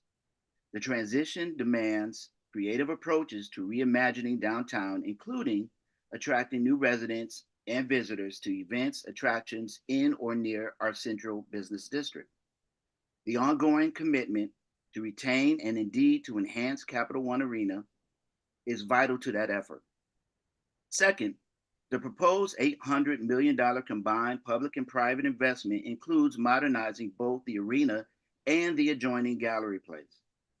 The arena upgrades will include modernizing building exterior, new entrances, and enhanced public and private facilities. The venue currently serves more than 200 events annually, including the home of the Wizards and Caps, and major concerts and other events. We expect that the overall project scope, combined with the sheer number of events hosted, offers the opportunity for the project to become an economic multiplier, providing a rejuvenating shot in the arm for the entire Gallery Place Chinatown neighborhood, which suffered during the pandemic. This will allow the neighborhood to retain its vibrant role as a leading cultural and entertainment destination for those in the region and beyond. Third, Monumental Sports Entertainment has committed to contributing a minimum of $285 million to the project, including responsibility for cost overruns. Monumental will also meet a 40% certified business enterprise participation goal, with a goal to achieve 50% CBE engagement. Monumental has also reached a project-related memorandum of understanding with our local building trades and will enter a project labor agreement. Fourth, the economic impact study cited by the mayor estimates the total economic activity generated by the project to be more than $1 billion, exceeding the combined public-private investment by at least $200 million. This includes the estimated 4,900 construction jobs and $21 million in new tax revenue during a 3-year construction period. Perhaps most importantly, this project is a cornerstone in a series of long-term, big-picture investments in a city striving to reach new heights. We encourage you to continue advancing this legislation so that the district and Monumental can soon break ground on this project that is central to the future, to our future as a dynamic city in which to live, work, and invest. I want to thank you for the opportunity to testify. I'm happy to submit a copy of my written statement for the record. Thank you, Mr. Allen. I didn't hear what you said at the very end. Did you say volunteer that you were going to submit your statement? I volunteered that, yes. Excellent, thank you. Joshua Armstead. Good afternoon to the chairman and the members of the city council. My name is Joshua Armstead. I'm a Ward 6 resident, and I am the Chapter Vice President of Unite Here Local 23.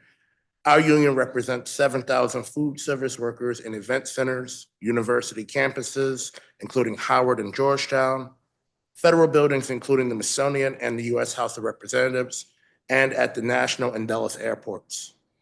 That number includes 2,500 stadium workers, including 900 workers employed by Aramark at Capital One Arena. In the past 5 years, our local union has organized 1,000 new members in DC and Northern Virginia, including food service workers at the U.S. Senate and George Washington University. We have also bargained for strong contracts that lift up food service workers and their families with minimum wages starting at $21.50 and affordable family health care. At Capital One Arena, our members are integral in creating the fan experience. We proudly serve food and beverages to fans on the concourses, in the restaurants, and in the suites, and in the clubs. Whether our teams are winning, or sadly, sometimes when they lose, our members still provide excellent customer service that bolsters the downtown economy and spreads wealth into all parts of the city. We are here today in support of the passage of the Downtown Arena Revitalization Act of 2024. Union workers in DC have fought hard to make sure the jobs at Capital One Arena are good jobs, where workers can return season after season. That's why, as a union, we support city ownership and reinvestment in our arena so that these jobs stay in the district. Thank you so much for your time. I'm also available for questions. Thank you, Mr. Armstead. I don't have a copy of your statement. That would be beautiful, if you would. Josh, I'm guessing most of these next folks are not here. Josh Sear, Roshan Marwa, Tahi Brisbane, Andre Turner, David Ballard, Simone London, Richard Hunt, Divine Famunyam, Hunter LaRoe.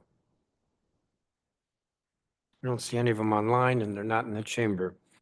Jen Washington. Good afternoon, Chairman Mendelson and members of the council. My name is Jen Washington, President and CEO of Blue Tea Construction, a woman-owned small business and a CBE located in Washington, D.C. Blue Tea Construction specializes in commercial construction. We have been in business for 6 years and have completed over 30 projects at the local, state, and federal level. As a fifth-generation Washingtonian, I'm excited both personally and for the opportunity to work on the Capital One Arena project.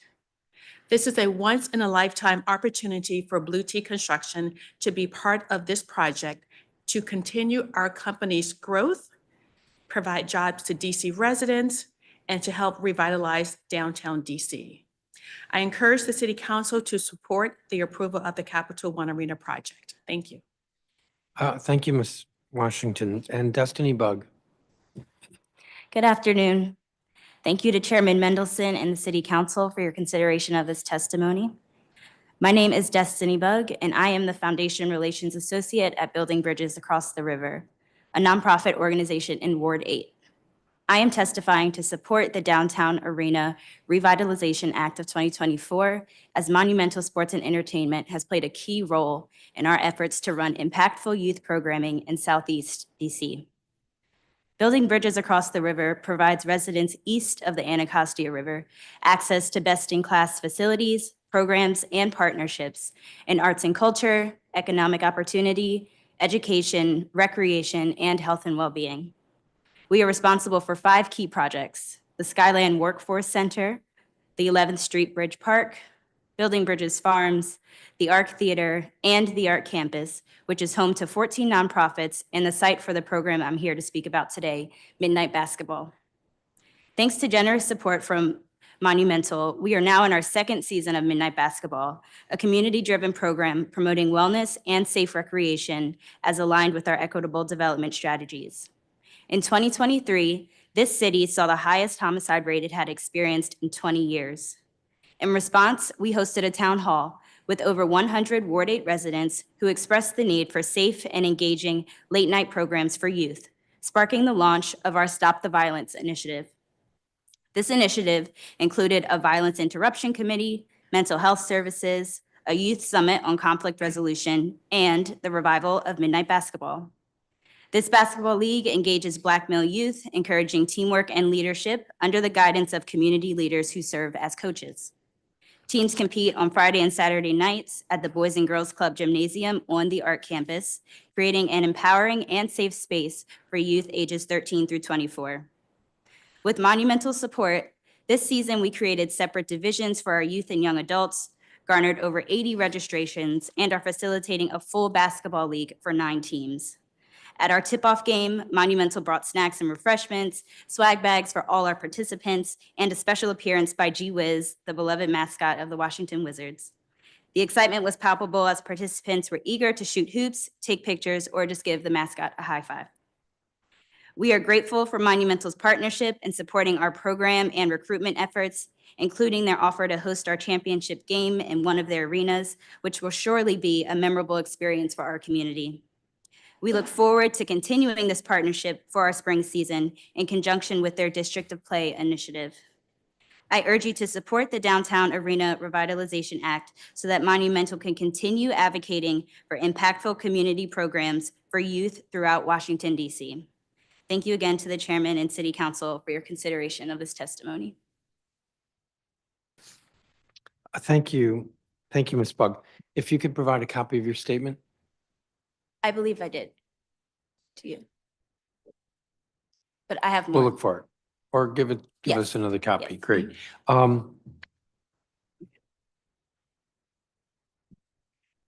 Ms. Washington, I was just curious, say a little bit more about your company. So you do construction, what kind of construction?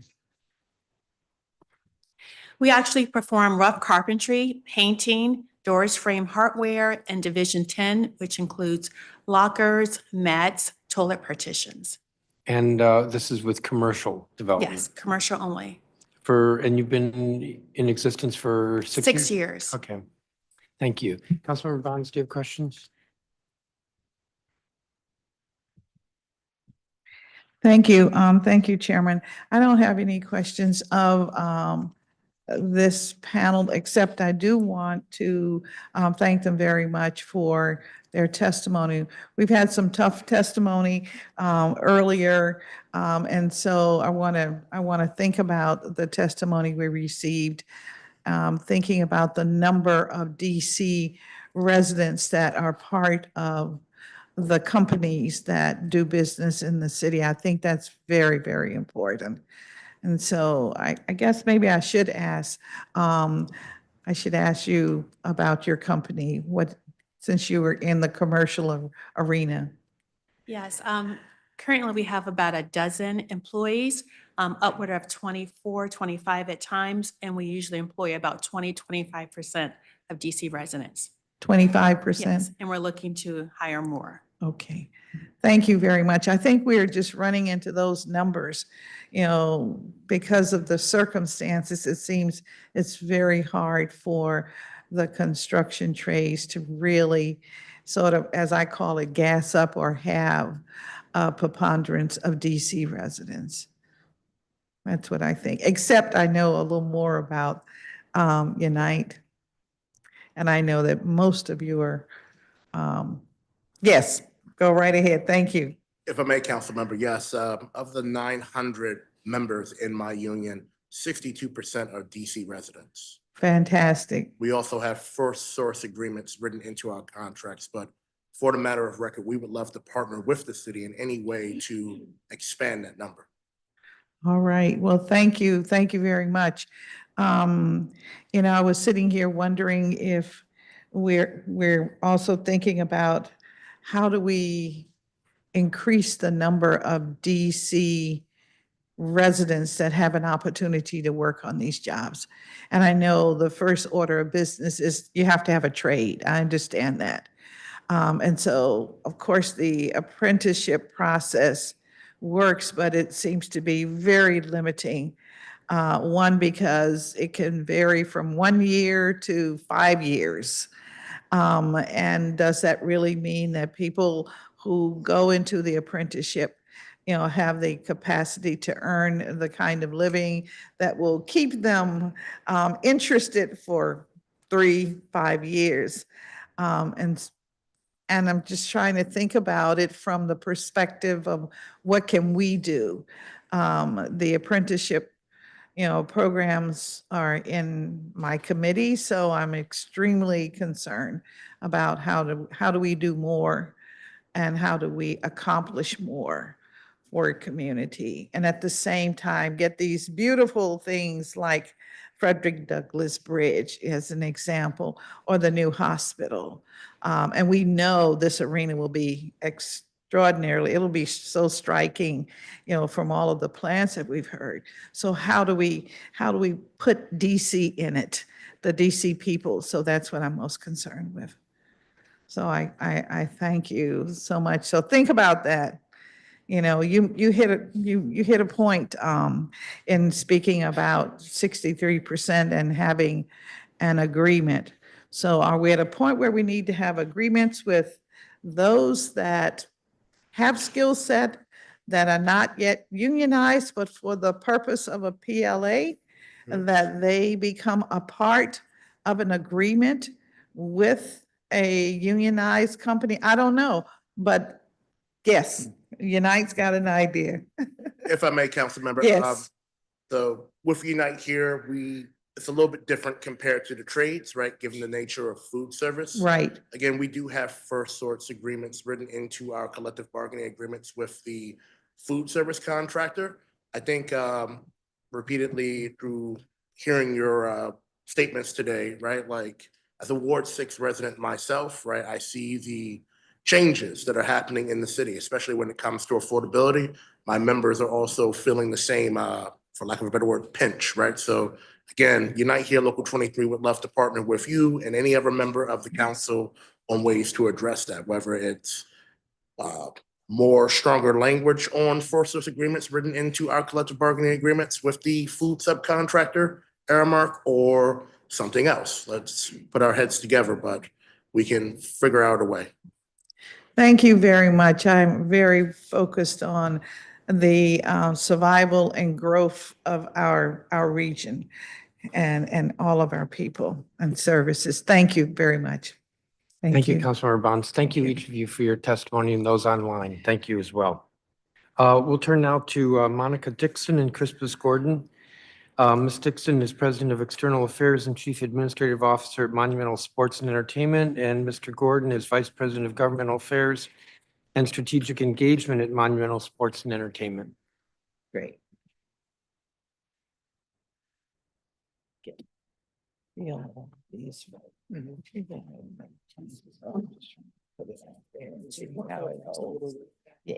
How it hangs. When you're ready, and good afternoon.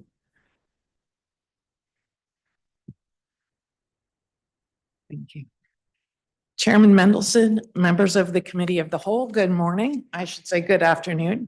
And thank you for the opportunity to testify on Bill 25-1004, the Downtown Arena Revitalization Act of 2024. I'm Monica Dixon, President of External Affairs and Chief Administrative Officer for Monumental Sports and Entertainment. Accompanying me is my colleague on this project, Crispus Gordon, the Vice President of Government Affairs and Strategic Engagement. On behalf of Ted Leonsis, our employees, athletes, and partners, we appreciate and thank you for your leadership and your service to the district. I'd also like to thank Mayor Bowser, Deputy Mayor Nina Albert, Jonathan Kane, and the DemPed team for their partnership and collaboration.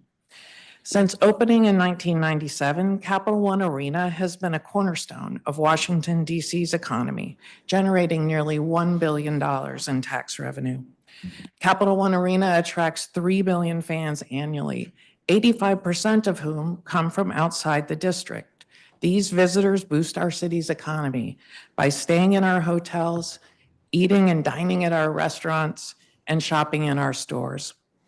Since taking over operations in 2011, Monumental has invested over $200 million in the arena to maintain and improve the event day experience for our fans and ensure that the arena remains a driving force for the downtown neighborhood. Through this legislation, we reaffirm our commitment to this public-private partnership and commitment to invest at least $285 million into a newly public-owned Capital One arena.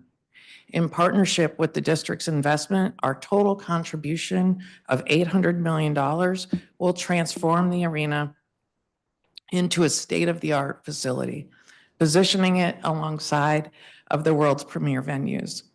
This legislation will ensure that Capital One Arena remains a dynamic economic engine for the district for the next 25 years, welcoming a new generation of fans, athletes, and visitors. Our vision for the reimagined brand new Capital One Arena is to create a sports and entertainment destination that reflects the diversity and vibrancy of this community. We will be enhancing every fan's event day experience from street to seat, faster entry and exit, a wide array of dining options showcasing the culinary talents of DC chefs and restaurateurs, and cutting-edge technology like interactive displays and immersive experiences that place the fans right at the heart of the action. For our athletes, we're expanding team spaces by over 65%, ensuring these facilities are among the elite in both the NBA and NHL. Exceptional facilities are essential for attracting and retaining the top talent we need to win championships. Upon completion, Capital One Arena will be equipped to welcome premier concerts, international sporting events, and cultural showcases of an even higher caliber, further elevating the district's position on the global stage. The economic and community benefits of this partnership are transformational. According to district estimates, our collective investment is poised to generate over $1 billion in economic activity and create approximately 4,900 construction jobs, providing new career pathways and training for district residents. We've committed to ensuring that at least 40% of the work involves CBEs with a goal of reaching 50%. And we have an MOU with the building trades and will enter the project labor agreement. Our commitment extends beyond the arena to the most ambitious charitable effort we've ever undertaken. We call it the District of Play, which is a youth sports initiative that will invest yearly multi-million dollars and build upon the existing excellent programs in the district by removing barriers that keep many children on the sidelines. We will build and refurnish playgrounds, courts, and rinks in our neighborhoods, provide scholarships and equipment donations, and engage parents, coaches, and the community. Our mission is to empower every child to participate and enjoy the lifelong benefits of sports, fostering healthy and more connected communities. In closing, Monumental Sports is honored to stand as your partners in this pivotal moment in DC's downtown economy. We eagerly anticipate the council's consideration, and upon passage of this vital legislation, we will commence immediately the construction on this project. Together, we can forge a legacy that strengthens our community and cements Washington, D.C.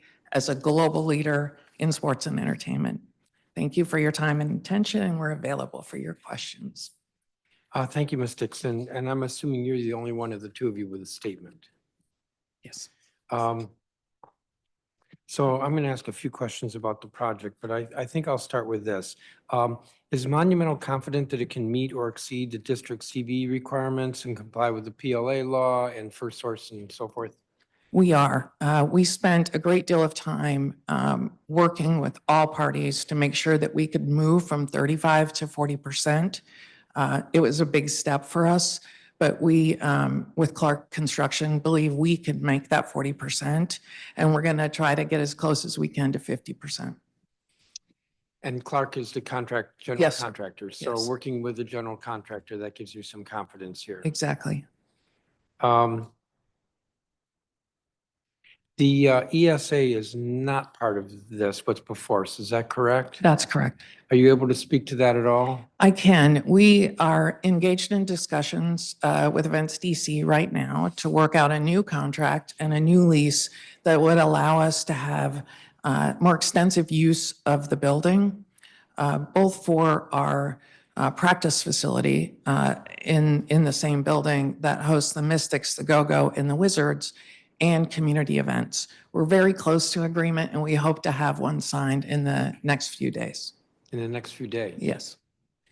Interesting, good. In your statement, Ms. Dixon, you said we eagerly await, anticipate the council's consideration and are prepared to commence construction immediately upon passage. Yes, sir. Well, we may pass it this year. You're not going to actually start construction in December, are you? There's plenty of work that we can do that is separate and apart from the fan experience in back of house that we would like to begin with as soon as it is legally authorized. And that could be as early as December if the council so chooses. So that's what would be immediate. Yeah. The construction that affects the fans, so when would that be happening? We plan to do a lot of the repositioning and background work while the seasons are commencing. As you know, our seasons for the Capitals and the Wizards start in the fall in late September and continue until April. If we are lucky enough to be in the playoffs, they'll continue further into the summer. We hope to do that back of house work while the seasons are ongoing, so that will not affect the players or the fans. During the summers, we will close the building completely and work 24/7 during those 4 to 5 months to commence the major construction projects. And that will be for 3 summers. So for 3 summers, roughly June, July, August, maybe a little bit earlier, a little bit later. Exactly. The arena would be closed and that's when the construction work would be occurring. Yes. I don't want to catch you off guard with this, but there could be impact during the summer on businesses in the community. Are you looking at that at all? I mean, that's not your responsibility, but. Yes, we are. We've had several meetings with local businesses and restaurants, and they are deeply concerned about the arena being closed in the summer.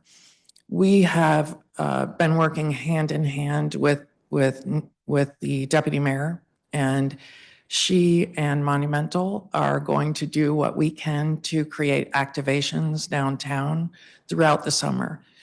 It may be concerts, it may be events. The district has many conferences coming up that are significant during the summers, and we would love to find opportunities to pull them downtown. So we have committed to partner with the deputy mayor and do everything that we possibly can to keep downtown vibrant for those excellent restaurants who need this business. My last question, and I'll turn to colleagues. So right now, the arena holds, I don't remember the exact number of fans. And I guess you call it a bowl. The bowl looks like whatever it looks like. How will it be different when this is done? We'll have about the same number of fans, roughly 20,000 fans. But one of the biggest differences that people will experience is how they'll walk in and out of the arena.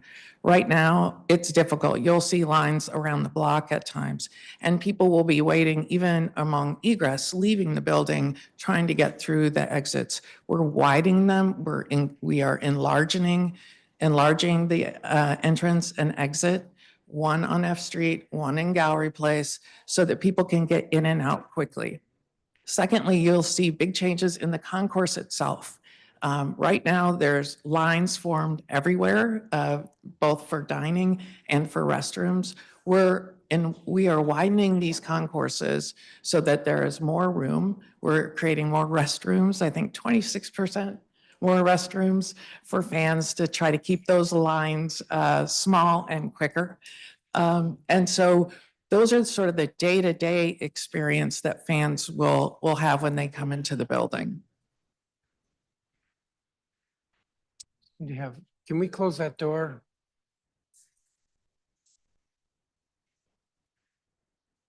Thank you. Thank you. Councilor Bonds, do you have any questions? Yes, thank you. And thank you all very much for being here today. And I can begin to visualize what we're going to have going on in the summer. A little bit of chaos, but you're going to try to manage it. And that's about all we can do. We currently have chaos in the streets when we have new buildings going up or renovations. So we're familiar with that. It's just that you're one of our prizes for the region, in fact, and we are always want to make sure that you have egress available and what have you. Wanted to just sort of zero in on something that I think might be unique. Maybe we could, when the construction is in progress, maybe school kids could come down. Will you do tours and give them, because we're talking about the trades and we're talking about opportunities to get more of our residents interested in construction. So would that be a possibility? Or do you see that? I mean, you got to go through the unions and you got to go through the construction companies, but still, is that something that you would consider? Sure, Councilmember Bonds. And just for the record, Crispus Gordon, Ward 7 resident.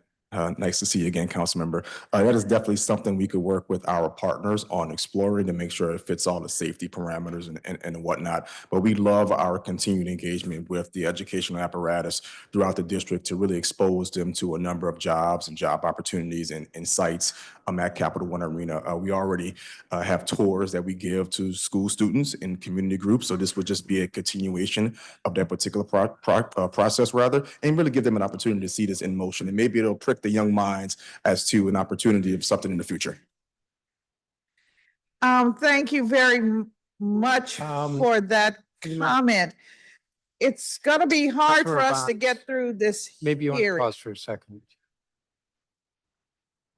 Pause for a moment.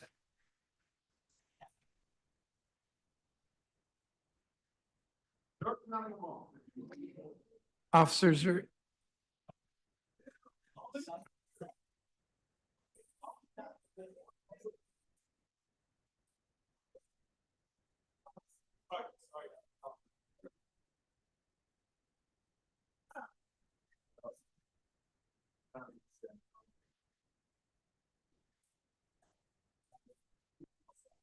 Can be a problem. As we were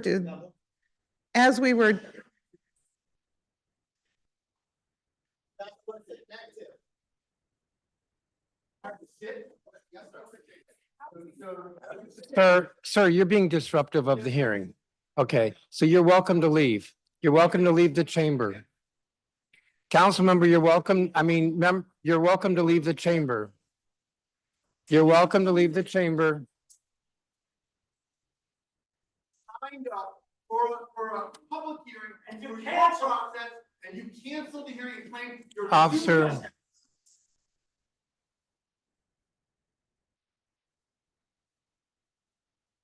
You're actually disrupting the, sir, you're actually disrupting the hearing. You're not in order to be talking. If we could clear the chamber, please.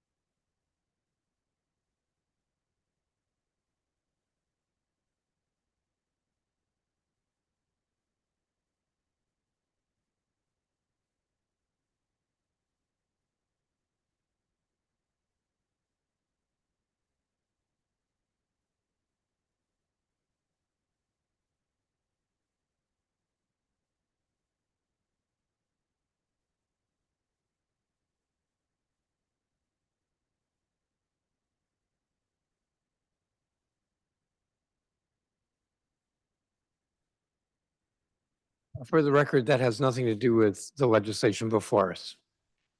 Councilmember Bonds, you had the floor.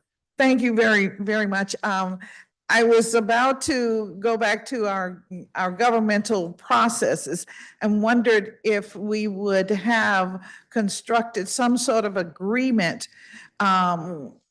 where in writing, individuals would know, and particularly our school systems would know that we are committed to having, the tours and the opportunity to see how the work is progressing.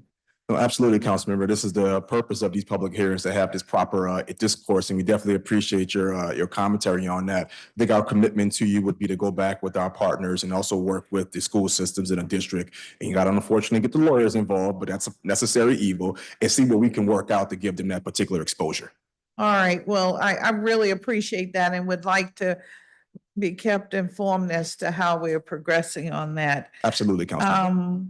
The other thing I was concerned with is, for the record, should the district government expect to provide additional financial support in the event that unanticipated cost overruns beset this wonderful project? Monumental Sports and Entertainment has responsibility for the overruns on the project. The city has no responsibility for that, and we do not expect it. And so we will have within the agreement a clause that will stipulate that Monumental will handle any cost overruns. Yes. Okay, that's very important. Have you taken a close look at the effect that the Gallery Place Metro stop will have on your construction and how that would be managed? Have you had conversations with WMATA yet, or are you thinking along those lines? Sure, yes, we've talked with Randy Clark and his team. There are some cosmetic changes you'll have to make to the entrance along 7th and F. But that would be cosmetic, but we're working with WMATA. They're on board. We're having continued conversations. We wouldn't be at this particular process if we had not engaged them early on. But there will be modest cosmetic changes towards the entrance because of the architectural changes that we're seeking to make. All right, and so those changes, is WMATA going to pay for that, or are you going to pay for that? It is in our budget It is in your to budget. make those changes along the sidewalk and the exterior of the building. Absolutely. Okay, and therefore it would be included in the agreements? It is. Okay, it is already? Yes. All right. Because, DC, we make our payment to WMATA, and I just want to know how every penny is being spent, because people are very concerned these days.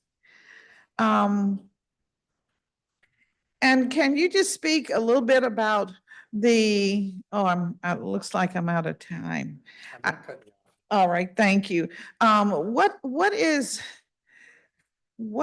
are you doing to bring the community of residents that are in the area of the arena to the understanding of what will happen and how they will benefit? I'm particularly concerned about Chinatown. It's a small little community, but nevertheless, it supersedes the arena, in existence. And then you have your Latino community, as I mentioned to your vice president the other day, that is also, big patrons of your activities or the activities in our city. And then there are other ethnic groups that are. So how are we really reaching out so that this arena and what you do incorporates everyone who wants to be a part of it? Sure, and I know, Councilmember, you and I have had a very robust discussion around those particular topics. One of the, I think, really good things in this particular agreement, and that it codifies our commitment to engaging with ANC 2C, which is the ANC we're a part of. And so we thought it was very important to put that in there, because someday down the line, when Monica and I are off somewhere else doing other things. We want whoever would come behind us to know that the engagement with ANC 2C is super, super important to the overall success of the arena. And so I had the opportunity to attend their meeting and present to them on this past Tuesday, where they unanimously voted to support this particular piece of legislation. And I gave them an opportunity to ask a number of questions. And we have a commitment to engage not only the ANC, but the Gallery Place Condominium Association owners. We've also met with them. We've presented to them as well. A lot of them are CAP season ticket holders, so they're super excited about the project. People just want to remain involved, and that's our particular commitment, to really bring people into the particular arena. And so one point I'll make is, when we met with the Restaurant Association, we were very happy to hear their concerns, so we could do our best to alleviate that. Going forward, we're going to have some conversations about bringing DC chefs, as Monica alluded to in her testimony, into Capital One Arena, giving them opportunity to really be exposed to Wizards fans, Capitals fans, and also concert goers. And so all of this great planning is going to be in writing so that, it's stipulated this, that, the other. Okay, that is very important. I just had a question about what is your understanding of how the first source application will work? That's very important to us. It is. We've had preliminary discussions with DOES, and they are waiting for the council to act, and then they will follow the legislation and work with us to create an agreement.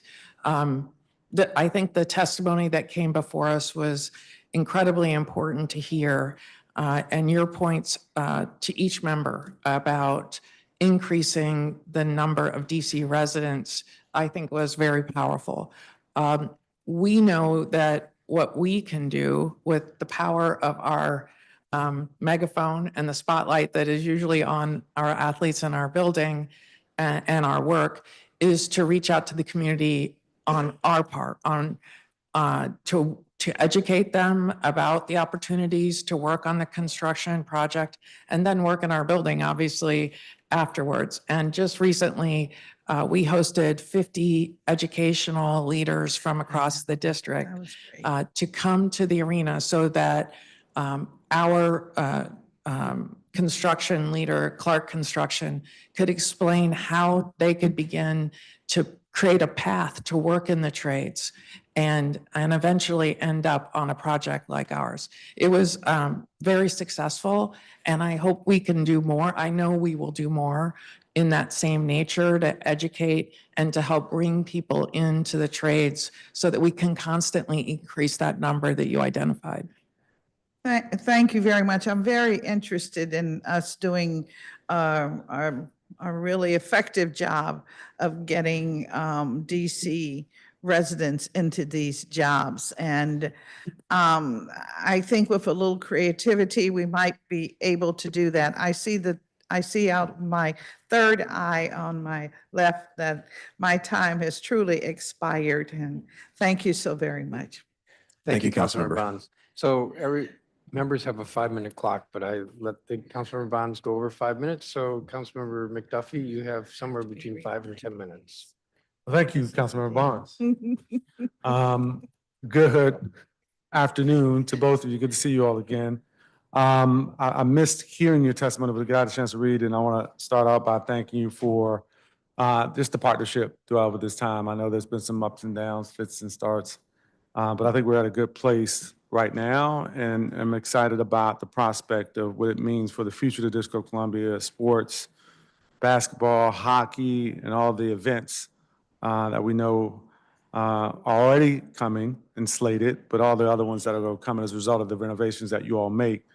I made some characterizations in my opening statement. I'm not sure if you heard it, but about the commitments that Monumental and Clark are prepared to make around SBE and CBE utilization. And I just want to get on the record because the package that we received from the executive does not reflect the representations that I discussed with you all and with Clark and my team that I know you are committed to. But Monumental, through its project partner, Clark Construction, is committed to a minimum 40% SBE, CBE subcontract spend that will be enforceable through DSLBD and has set an aspirational goal to achieve 50% subcontractor spend with CBEs. Is that correct? That is correct. Great. And while I want all of our district-based SBEs and CBEs to succeed, and you've heard this from me, but I also want to put this on the record. I really want to see companies that aren't typically in the type of project that you all are going to do. I want to see them get some opportunities to participate and grow. And I know from the disparity study that I prioritized and my colleagues supported in getting budgeted and that the executive actually inducted. And it was completed just last year. And in that disparity study, there are some large local CBEs that do very well at winning contracts. And I don't necessarily have a problem with that. I want to see all our district-based companies succeed. But I know that there's some smaller, lesser-known firms, perhaps with not the same relationships, but yet are capable of performing on these types of contracts. They don't necessarily get the opportunities. And so what kind of outreach has Monumental and Clark already done with the CBE community, and how will you all engage CBEs in the future? Sure, I can speak with the event that took place just last week. I had the opportunity to speak at. And so working with Clark Construction, we hosted a baby between 50 and 75 CBEs at the arena, along with the executive. So DOES was present, DSLBD was also present to really walk through the process of how you should get involved. And it was pretty much the most robust thing I've seen since I've been in DC as to walking people from point A to point Z. I found out there were actually two friends of mine who were there who I didn't know had CBEs. I found out there via Instagram because they tagged me in something. And so it was really good to really attend that event and speak to that event. And so working with Clark, we envision doing more of that to really get the message out. As Monica Dixon said earlier, us having a spotlight on us gives us a chance to have a large megaphone to really attract as many CBEs, to your point, who don't necessarily get all of the work for whatever reason that may be. All right. No, I appreciate that. And speaking of the megaphone, I've read a little bit about your District of Play initiative, and you all have told me something about that initiative and some of the community benefits associated with it. I don't know if you talked about that already, but I'd love to hear you put some of that on the record. Sure, absolutely. And thank you for giving us the opportunity to really speak to that, publicly. District of Play is one of our largest initiatives, that we came up with during this particular time. We thought it was super important for us to really get out ahead of this and not wait, and sort of go through this particular process. We wanted to show our commitment to the District of Columbia as a whole early on, that we were serious about being here in DC. And so one of the benefits, I'll speak briefly to it, is giving every kid in DC a basketball. Ted Leon talks about this all the time, where he received a basketball to sort of change. Size 6 or size 7?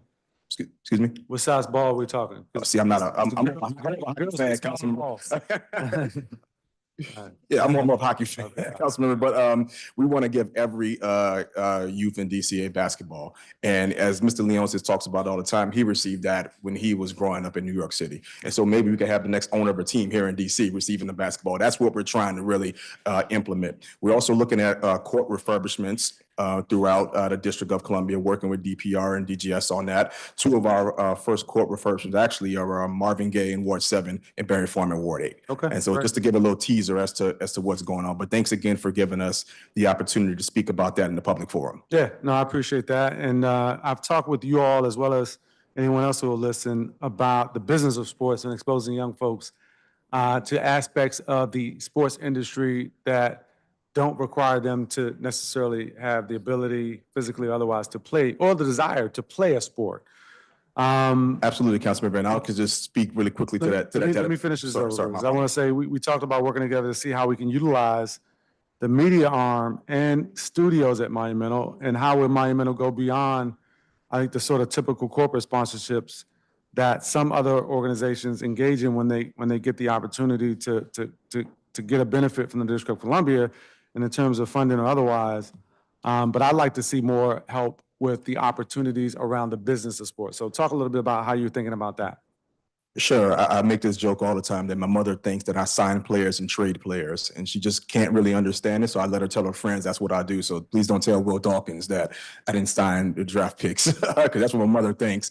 But one of the initiatives we're thinking about, and we've actually been doing this for the last 3 years, is through the Greater Washington Partnerships, is taking college students here in DC and throughout the area as a whole, bringing them to the arena, not just for a game and not just for a tour, but actually having individuals in the sports business that are not affiliated with a quote unquote front office. So we're looking at technology, we're looking at marketing, we're looking at sales, present to them, have informal discussions, develop a mentor-mentee relationship, and then we take them to our new studio to show them this is what goes on behind the scenes. The people you don't see all the time, the people you don't interact with all the time, that's the type of initiatives that we want to really perpetuate with this initiative. I like that, but I'll tell you, when I hear that you're engaging college students, it means there's a lot of kids who haven't yet gotten to that level, and perhaps if they see a pathway to having a career in sports and that college could be the vehicle to get them there, might actually be more interested in college. So I'd love to see you push down a little bit.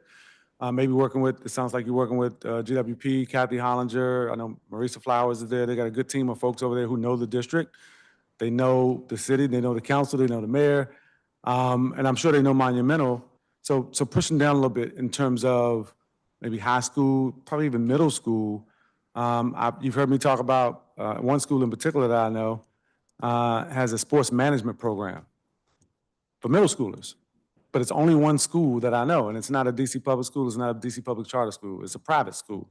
But I think, exposing kids to the management side of things, exposing kids to sports psychology, exposing kids to, what it's like to be a CEO for a day, exposing kids to what it's like to be a coach for a day, a trainer, right?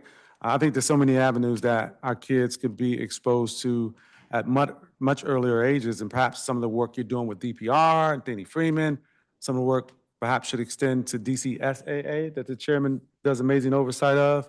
But they do amazing tournaments and really manage our high school and middle school sports. If you've ever gone to any of their events, they're really well put together and really well attended.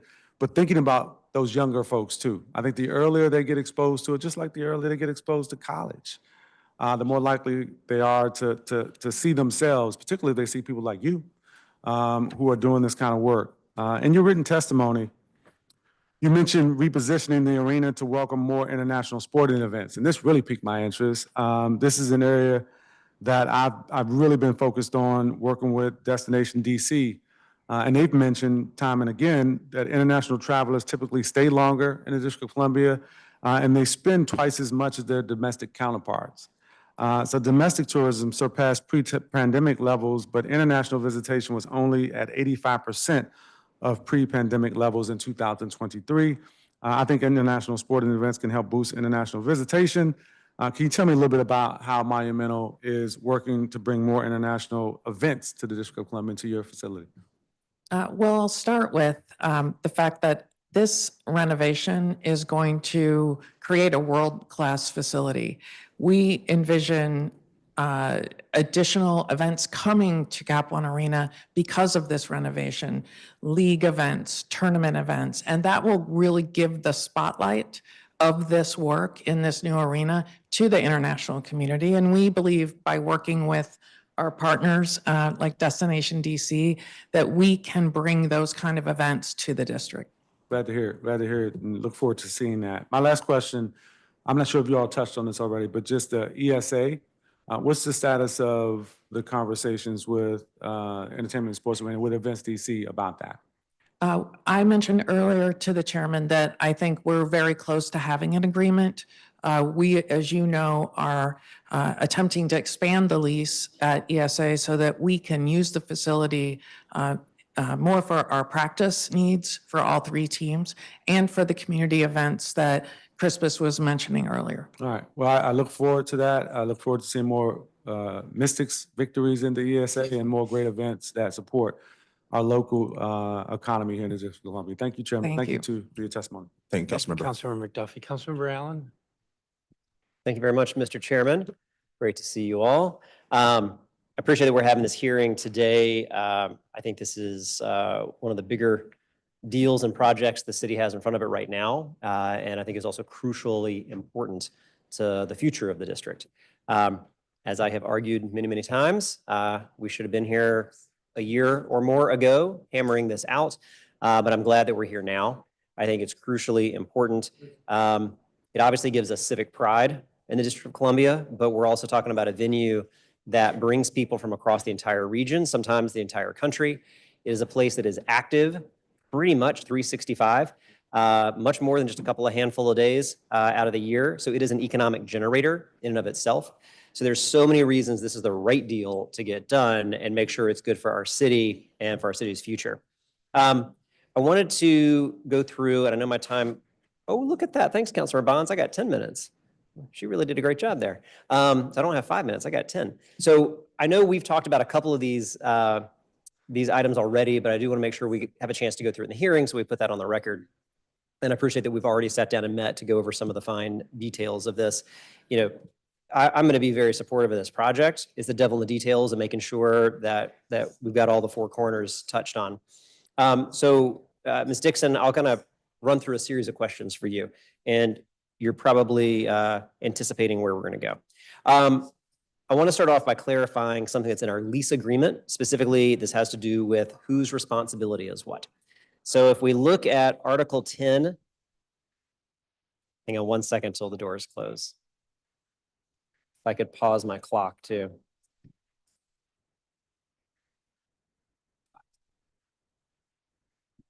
All right, thank you. If we look at Article 10, Section 10.1, which is titled Responsibility, in it, it says, leasee shall keep the DC arena in good order and repair consistent with the standard generally applicable to first-class multi-purpose arenas in which NBA and NHL home games are played. So here's where I'm coming from. One of my big issues that we encounter with Nats Park is that the maintenance and replacement of fixtures like the scoreboard, everything from changing the light bulbs to replacing the scoreboard, which costs a lot of money, is actually on the district. If I'm reading the provision correctly, and I believe we talked about this before, but I want to make sure you have a chance to make sure it's confirmed here on the record, is Monumental Sports responsible for upgrading and replacing the fixtures in the arena, such as specifically the scoreboard? Yes, we are. We're responsible for maintaining and updating the arena in every aspect. Excellent. I think that's, I mean, obviously, I think this is an investment that is the right investment to make, but also as we think through the long-term investment, I think we would feel frustrated if a couple of years from now, we were to come back and having to put money in for a scoreboard. So I'm glad to hear that and clarify. It also helps level set all the expectations moving forward. Let me also take a moment. I want to ask about some of the changes that are within this to the district's signage regulations. So within the proposed bill, there's an amendment to the Building Code Supplement of 2017, which would allow the district's Department of Buildings to continue to issue rulemaking, but we're adding language that would allow a rulemaking to authorize, quote, additional outdoor signs, visuals, digital displays, and static canvas displays placed on the Verizon Center. Doesn't say Cap One Arena, it says Verizon Center. The amendment also says that any rules issued must be submitted to the council for a 45-day period of passive approval. In the lease agreement under Article 21, we're confirming the approval of all the existing signage and allowing Monumental Sports to design and erect on the outside of the arena additional signage at its own expense and subject to the approval by the government authorities. What is the intent behind those amendments regarding signage specifically? I'm going to let the deputy mayor speak to this first. She and her team have been working very closely with us on this signage legislation, and we're very pleased to be able to work with the city to update our signage around the arena and to follow the regulations that are set forth here in the city and then supported by this council. Got it. As somebody who helped author the sign regulations around Nats Ballpark to add signs, I'm not anti-sign in an entertainment district, but I also want to make sure we know what we're agreeing to here. Is Monumental requesting more signs that are already permitted in there, or are you asking to change out outdated signs for some type of new standard? Both. Okay. We do need to update the signage that is on the arena now, and there will be a slight increase in the signage capacity. We're not completely finished with the exterior design, but when we are, we will certainly provide all the details on the exact changes. We expect an increase in the signage and an update to the technology itself. Okay. I certainly don't mind update to the technology. It's an emerging technology that continues to change. How many signs are we looking to add? At this point, we don't know.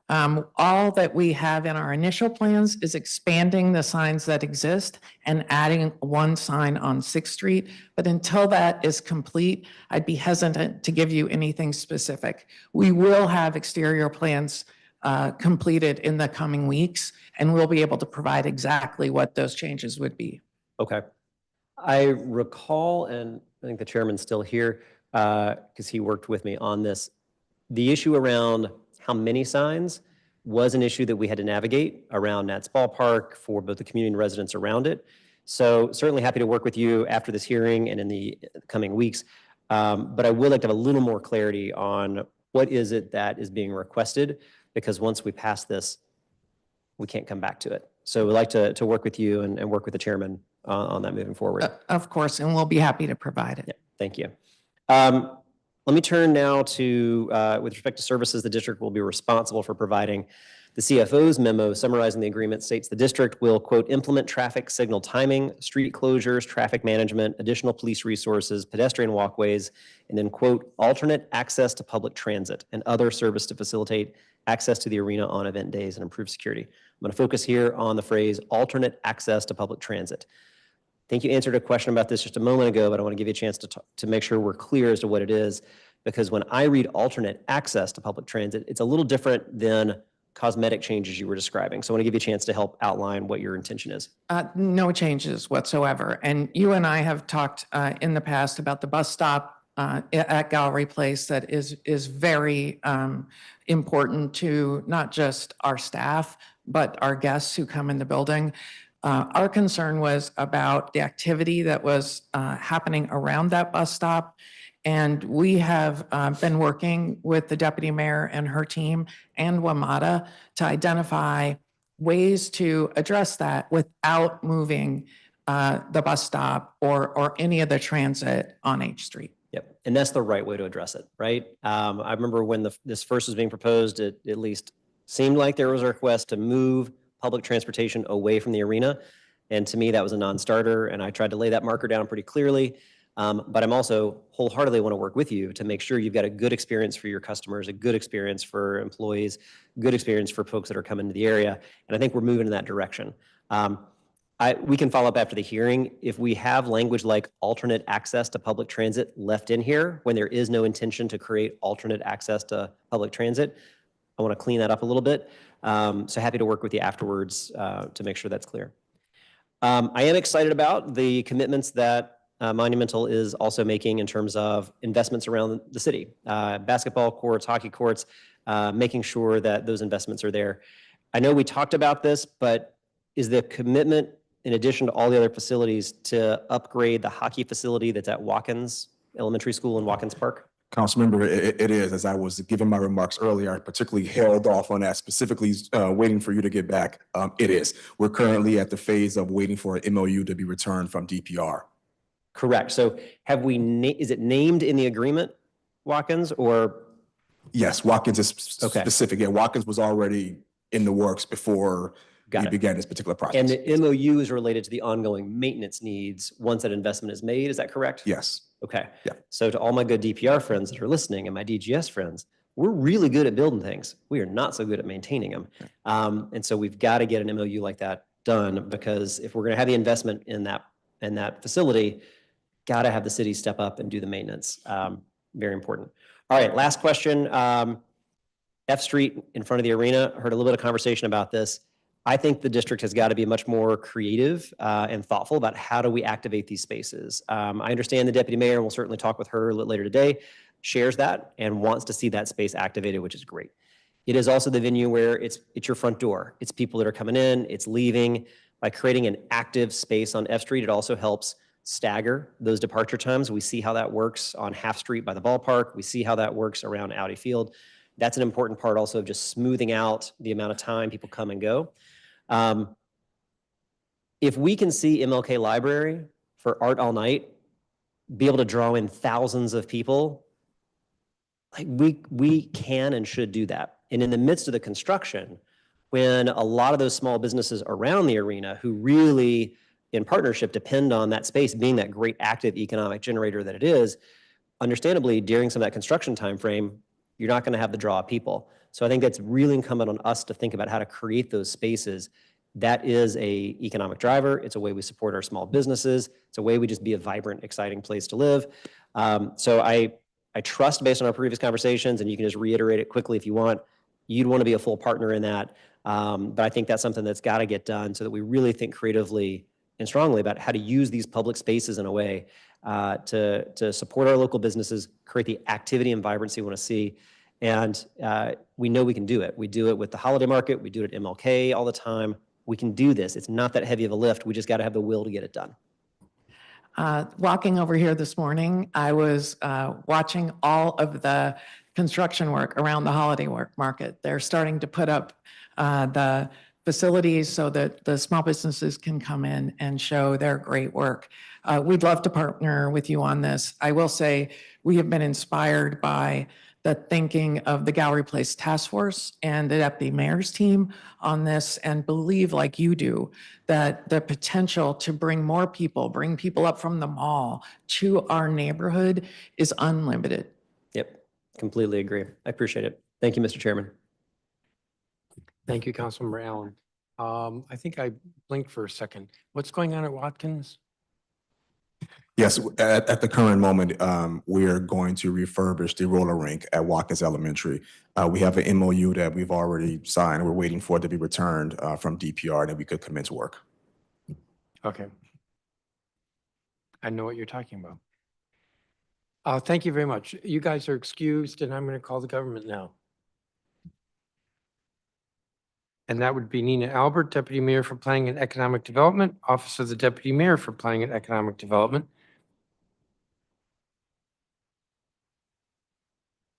And it looks like she's either traveling alone or they're all leaving her by herself.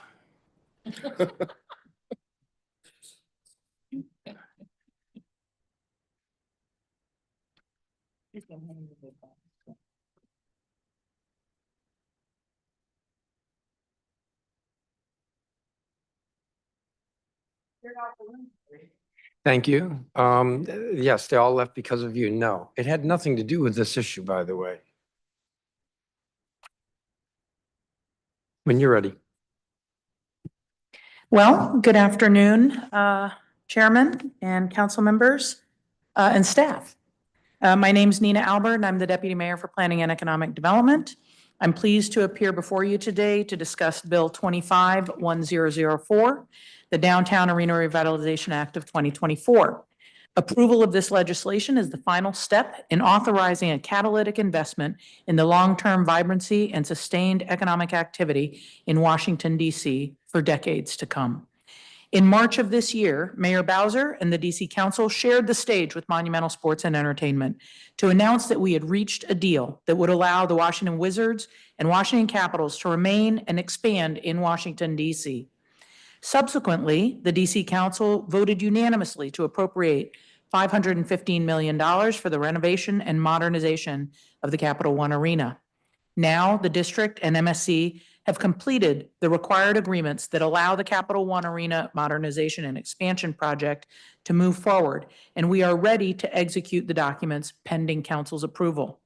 By authorizing the mayor to enter into these agreements, we are ensuring that the Washington Wizards and Washington Capitals will remain in DC through 2050 and potentially through 2070, and that DC will have a world-class sports and entertainment facility in the heart of its downtown. The three agreements before the council for approval include the purchase and sale agreement, the amended and restated lease, and the development finance agreement. The purchase and sale agreement provides for the district's purchase of the existing arena from MSC for $87.5 million. We seek to purchase the building so that the district will own both the arena improvements and the underlying land, which we already own.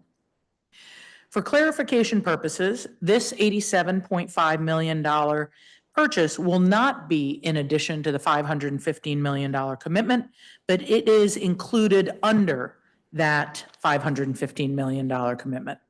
Also, under the terms of the agreement, the $87.5 million proceeds will be reinvested back into the renovation of the arena. In short, we are ensuring that the full $515 million is to the benefit of the project.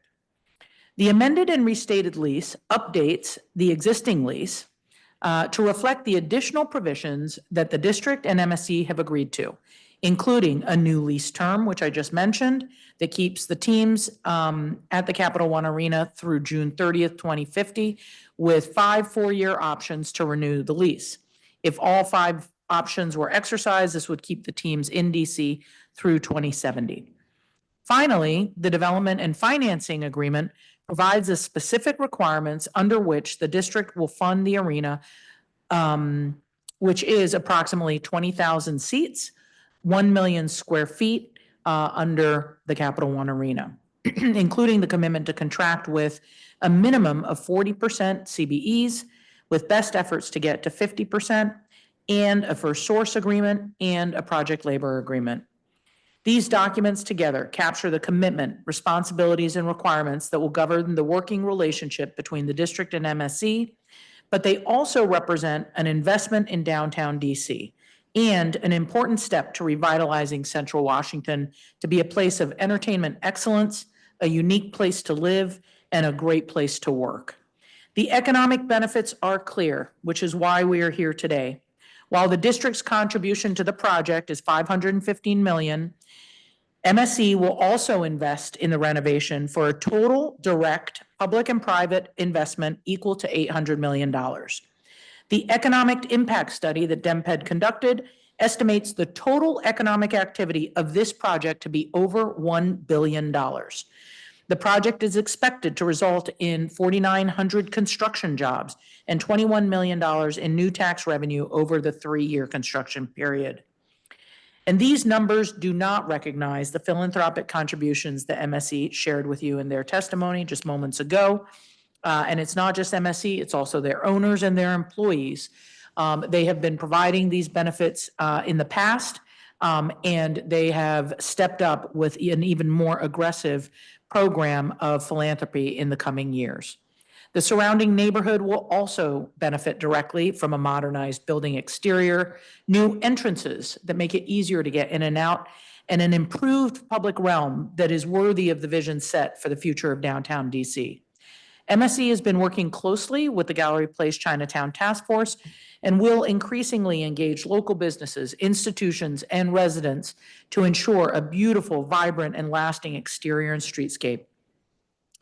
This legislation keeps the Washington Wizards and the Washington Capitals where they belong, in Washington. It is an exciting time to be a DC sports fan. We hosted the highest attendance for a WNBA regular season game earlier this year. Alexander Ovechkin is closing in on an all-time NHL goal record, and the Washington Wizards are developing young and dynamic talent for an exciting rebuild in the 24-25 season and beyond. We look forward to more victories, to more parades, to more celebrations in the District of Champions as a result of this historic investment. We are grateful for the partnership with MSC and thankful to the numerous district agencies that have already assisted and will continue to assist in developing these agreements and fulfilling our obligations, including the Department of Buildings, DDOT, MPD, the Department of Licensing and Consumer Protection, and the OCFO, as well as the Office of the Attorney General, not to mention the Department of Small and Local Business Development and the Department of Employment Services.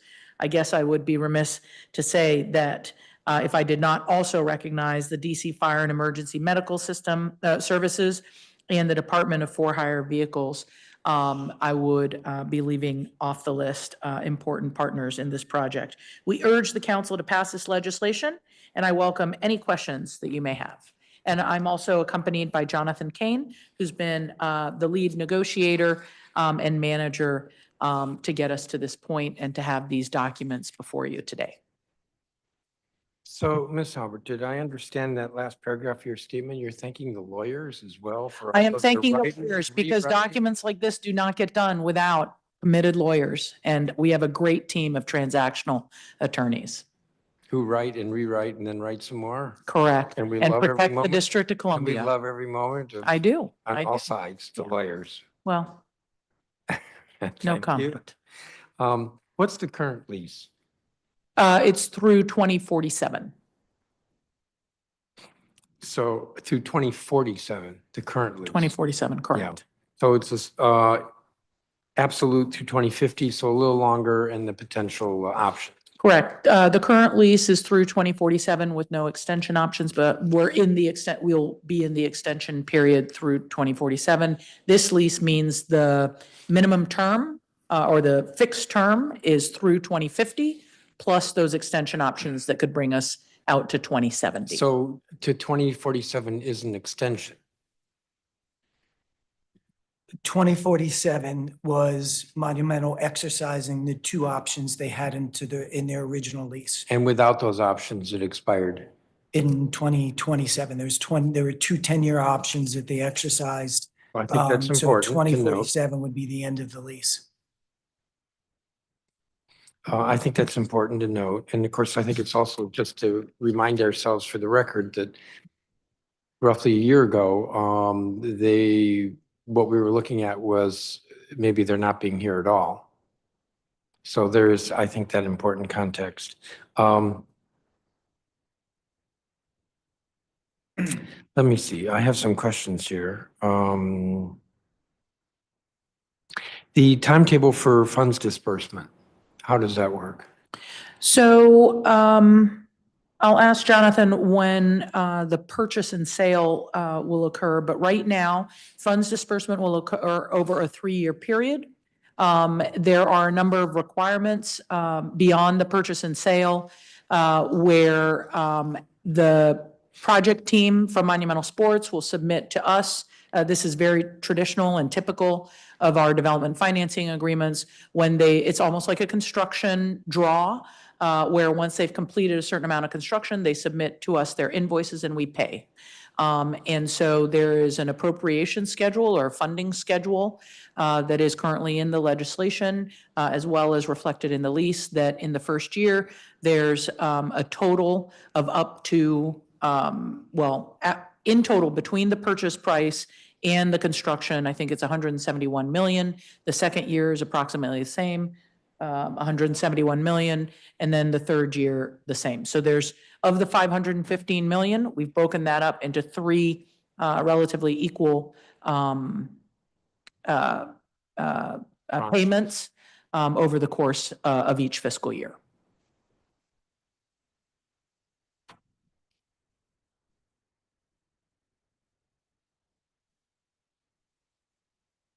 So one thing that's new and different with what we have before us now compared to what was announced in March is we're actually acquiring the building. So we own the land and we're now buying the building. And why is that a good thing? There are a couple reasons that it's a good thing for the district to own both. So we currently own the land. Monumental Sports currently owns what we call the improvements, the building. And so in this particular case, first of all, this is very consistent with what modern and current stadium deals look like, where the public sector is owning the improvements. It's more efficient to own both the improvements as well as the land, so that when the lease expires, we have both together and can move forward. So there's just a simplicity to it, number one. In this particular case, Monumental Sports is going to be responsible, as Councilmember Allen pointed out, and in his prior discussion, for all of the maintenance of the building. And so we've had Monumental Sports take on that obligation, and they're happy to do that, to expend money in maintenance and minor repairs. And then in terms of another reason to do it is we wanted to make sure that as much or the entirety of the $515 million public commitment goes into the project. And this is the most efficient way to ensure that. And so that's why there's the commitment from Monumental Sports to reinvest that $87.5 million purchase, $87.5 million in purchase proceeds back into the building. And Chairman, I have one thing too, that in addition to the maintenance, it's also they're responsible for all capital improvements as well. So the district, after its $515 million commitment, has no further financial commitment in terms of maintaining or improving the arena. So if the scoreboard goes out, I'm thinking of the National Stadium. Mhm. So if the scoreboard goes out, that's on Monumental. That's their responsibility. If That's they correct. want to replace the seats, that's on them. I'm trying to think, the HVAC system needs a replacement in 5 years. That's on them. Mhm. We have none of that risk. We have no risk of maintenance or capital improvements. That's correct. Ms. Albert, could you say more about the economic impact? So you said in your statement, I think $1 billion. But I just want you to expand. talk Sure. More, both short-term, long-term, and actually I'll have a follow-up question. So the economic impact analysis that we did was only on the construction and the construction period. Very often in impact analyses, you might go beyond that. But in this case, we're not looking at the operational economic impacts, just the construction activity. So there's $800 million of what we call direct investment.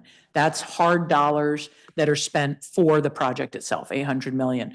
But we all know that there are indirect economic activities that take place because when construction workmen, work people come to the site, they have to go buy lunch, they have to pay for parking, they have to do all kinds of things. And so that other activity is considered indirect spending. And so there is a model that most economic development professionals use to estimate what that indirect spend is. And that estimate is an additional $200 million that will directly benefit surrounding businesses, sales tax, different kinds of activities that people engage in when they're on a work site. So that's for roughly the next 3 years, maybe a little bit longer. Correct. What about long-term? Any analysis there, or can you just speak to the long-term economic benefit? Well, we know for a fact that right now we estimate the economic activity related to Monumental Sports, which is both the direct and indirect spend, to be close to, I will need to come back to you with a number, but it's in the order of magnitude of about 50 million a year. And so if we use that as a guide as to what they're producing today in an outdated arena, that once they expand the arena and are able to offer more, as well as maintain the level of entertainment activity, I believe that we should be assuming at minimum what they're making or what they're generating for the city today. I'll just need to get that exact number. We've estimated it in the past. I just don't have it off the top of my head. Short term, there's going to be disruption in the Chinatown area or the arena area. How are we addressing that? We're working right now with Monumental Sports to really look, actually it's beyond Monumental Sports. We're also talking to the Gallery Place Task Force that has an activation committee. What we've learned from the businesses, we talked to them like early on in the process about what kinds of activities support their business.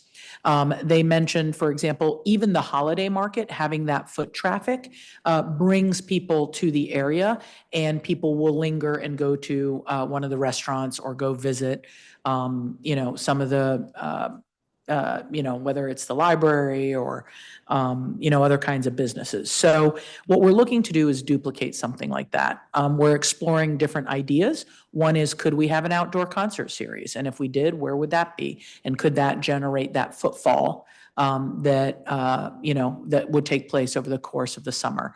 We're also thinking about really setting up, this year we're going to have a tremendous holiday market on F Street. Could that be activated every summer with kiosks and food and, most importantly, sort of light retail?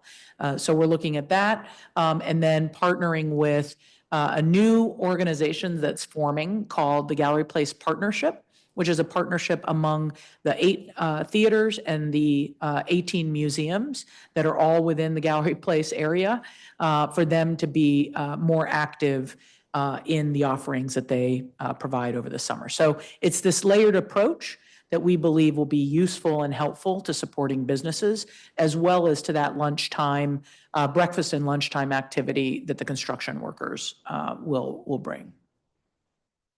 I'm going to turn to my colleagues. Councilmember Bonds, do you have questions? Yes, and thank you. Thank you both for being here.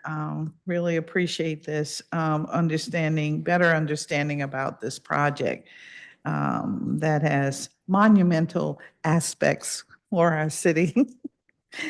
I had to say that. I wanted to ask, on a very serious note, what would be our government's option if, let's say, the agreement becomes problematic and we're now December 2026 and 2027 is around the corner? I'm sorry, like, what do you mean problematic? Well, things could go awry. Let's say people disagree or want to change, want a buyout, a better use of the space. I have no idea exactly what I mean, but it could be. I'm always thinking about, what if things change and how do we manage that? So we're now approaching 2027, which was the original end of lease time. So have you thought about any scenarios?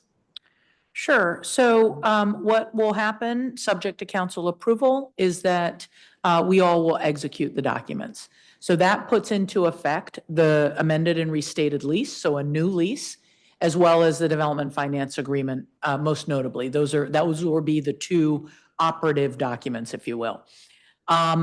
When you do a transaction like this, you always think of the downside and try and protect the relative parties. But you design a deal like this around the inherent incentives that the business and that the government has. Once Monumental Sports gets started, for example, on construction, they are motivated to finish. It doesn't do them any good to pull out at that point. The District of Columbia has no motivation to pull out. And so you try and align the incentives and not the incentives like from a financial perspective, but you align the intention of the parties so that the impetus to continue moves forward. We see that we do real estate deals all the time, and this is very common. Now, in the worst case scenario, we define in the contracts when a party is in default and what the remedies for that default is, as well as what the process is and consequences of default. So we have various checks and balances during the construction process, which is the most risky time, as you point out, which is that we have oversight. Monumental Sports will submit to the District of Columbia their design drawings. We review them, we approve them, they're able to move on to the next step. All of those approvals then allow their financing partners to also make the commitments that they're obligated. So again, there's an alignment and a impetus for the project to keep moving forward, particularly when that private money is also engaged, because everybody's trying to push to completion. Yeah, and I truly understand that. What I'm really, I guess, motivated to put on the record is what happens if during construction there is some monumental accident. Where is the liability? I know traditionally it would be with the contractor and all of that and 10 years and all of that, but a number of people are seriously injured. Is the liability in any way with the District of Columbia government? Well, I think it depends on the nature of the issue. As you noted, there are multiple layers of what I call protections. The general contractor obviously has a huge role in ensuring and bonding and protecting and anticipating accidents. There's different kinds of accidents that rise to the level of force majeure, which is something beyond everybody's control. And, an earthquake that, seriously damages things. In force majeure cases, everybody takes a little bit of liability. But those are risks that all parties accept because the risk that is inherent in a force majeure type of event is so small. And at that point, we're in a different kind of category of problem. But in this particular case, this is a renovation project. It's not a new construction project, first of all. Secondly, I think that modernizing an arena, while complicated from a phasing perspective, is something that the contractor fully understands. Clark Construction, Gensler, are all highly experienced designers and contractors of buildings of this nature. I believe that they have a really good team. I feel very confident in how we've both structured the deal and that it is fitting with other construction project norms. And I appreciate that, and I agree that Clark is very competent. I just thought we needed to have on the record what happens in those circumstances, thinking about the project as a whole and understanding how important it is to the city, to Monumental, the company, and those that participate. And we're making a big gamble on this, and I just want to have it on the record where we are, as we're trying to move forward. And I thank you for that. That was my biggest concern, Chairman, because I think we covered mostly everything else. And we have, the document. My staff is going to be a hawk on it too. Yes, to make sure that we're all where we should be. And thank you very much. Thank you, Councilmember Bonds. Councilmember Allen. I timed that really well. Thank you very much. Thank you, Deputy Mayor. I appreciate it. I'm going to ask, I know you were here, so you heard some of the questions I asked Ms. Dixon. I'm going to ask you very similar questions to kind of run through this. I think it's a good thing, and maybe I'll give you a chance to explain why you think this is so important. When we look at Nats Ballpark, for example, the district, because of the structure of that agreement previously, we're on the hook for the scoreboard, for the change in the light bulb, everything else. It is very clear that here, and I appreciate Ms. Dixon making sure it's in the record here, they, the leasee, are responsible for good order and repair. But it's not just about making sure the light bulb gets changed. When we say good order and repair, that includes if they want to upgrade the scoreboard to the latest technology, that is their financial commitment, not ours. Is that correct? That's correct. And what have we learned about the management, for example, with Nats Ballpark or other sites that kind of help make sure that as you negotiated that, that was a decision point you wanted to make sure took place? Yeah, a couple different things. One, there's always a range of responsibility that you can negotiate. On one extreme where the district has full responsibility, and on the other extreme where the private partner has full responsibility for operations, maintenance, and capital repairs. And it can be anything in between. In my experience of having kind of, there's an example of an underground garage with that might be owned by the public and a private building on top. Where there are shared responsibilities, there is always significant complexity. In this case, Monumental Sports not only agreed to, but they wanted full control of the operations, maintenance, responsibilities, because they have a very complex operation in the building and they need to be able to make upgrades and to address problems immediately. So not only is it something that they agreed to, it's something that they wanted. And it's also a better deal for the district. That last part, I agree that it's probably a better deal, gives them greater level of certainty and control. This is a better deal for the district. And I think that is important. I want to spend a second talking about signage. So having the battle scars of going through signage around Nats Ballpark and trying to think that through, and a lot of negotiation and back and forth. Those signs only have value, only have the advertising revenue that they can create from them because it's the eyeballs in public space. And so I think we do have an interest, the district has an interest in making sure we have good ideas around what those regulations look like and how we get it done. I'm a little concerned that, I'm not concerned that they might want to add signage necessarily, but I am concerned that it doesn't seem that there's clarity around how many signs. I don't think we want to leave ourselves to an open-ended number of digital signage that could go up, but I also want to leave flexibility to make sure that it gets done right and smart and work. So can you help me understand what the intent behind these amendments are and why you think it's the right way to go forward? So first of all, just in terms of process of the district's review and approval of the sign package, that will come and be very similar to the review approval of design. So designs will be submitted to the district at various stages.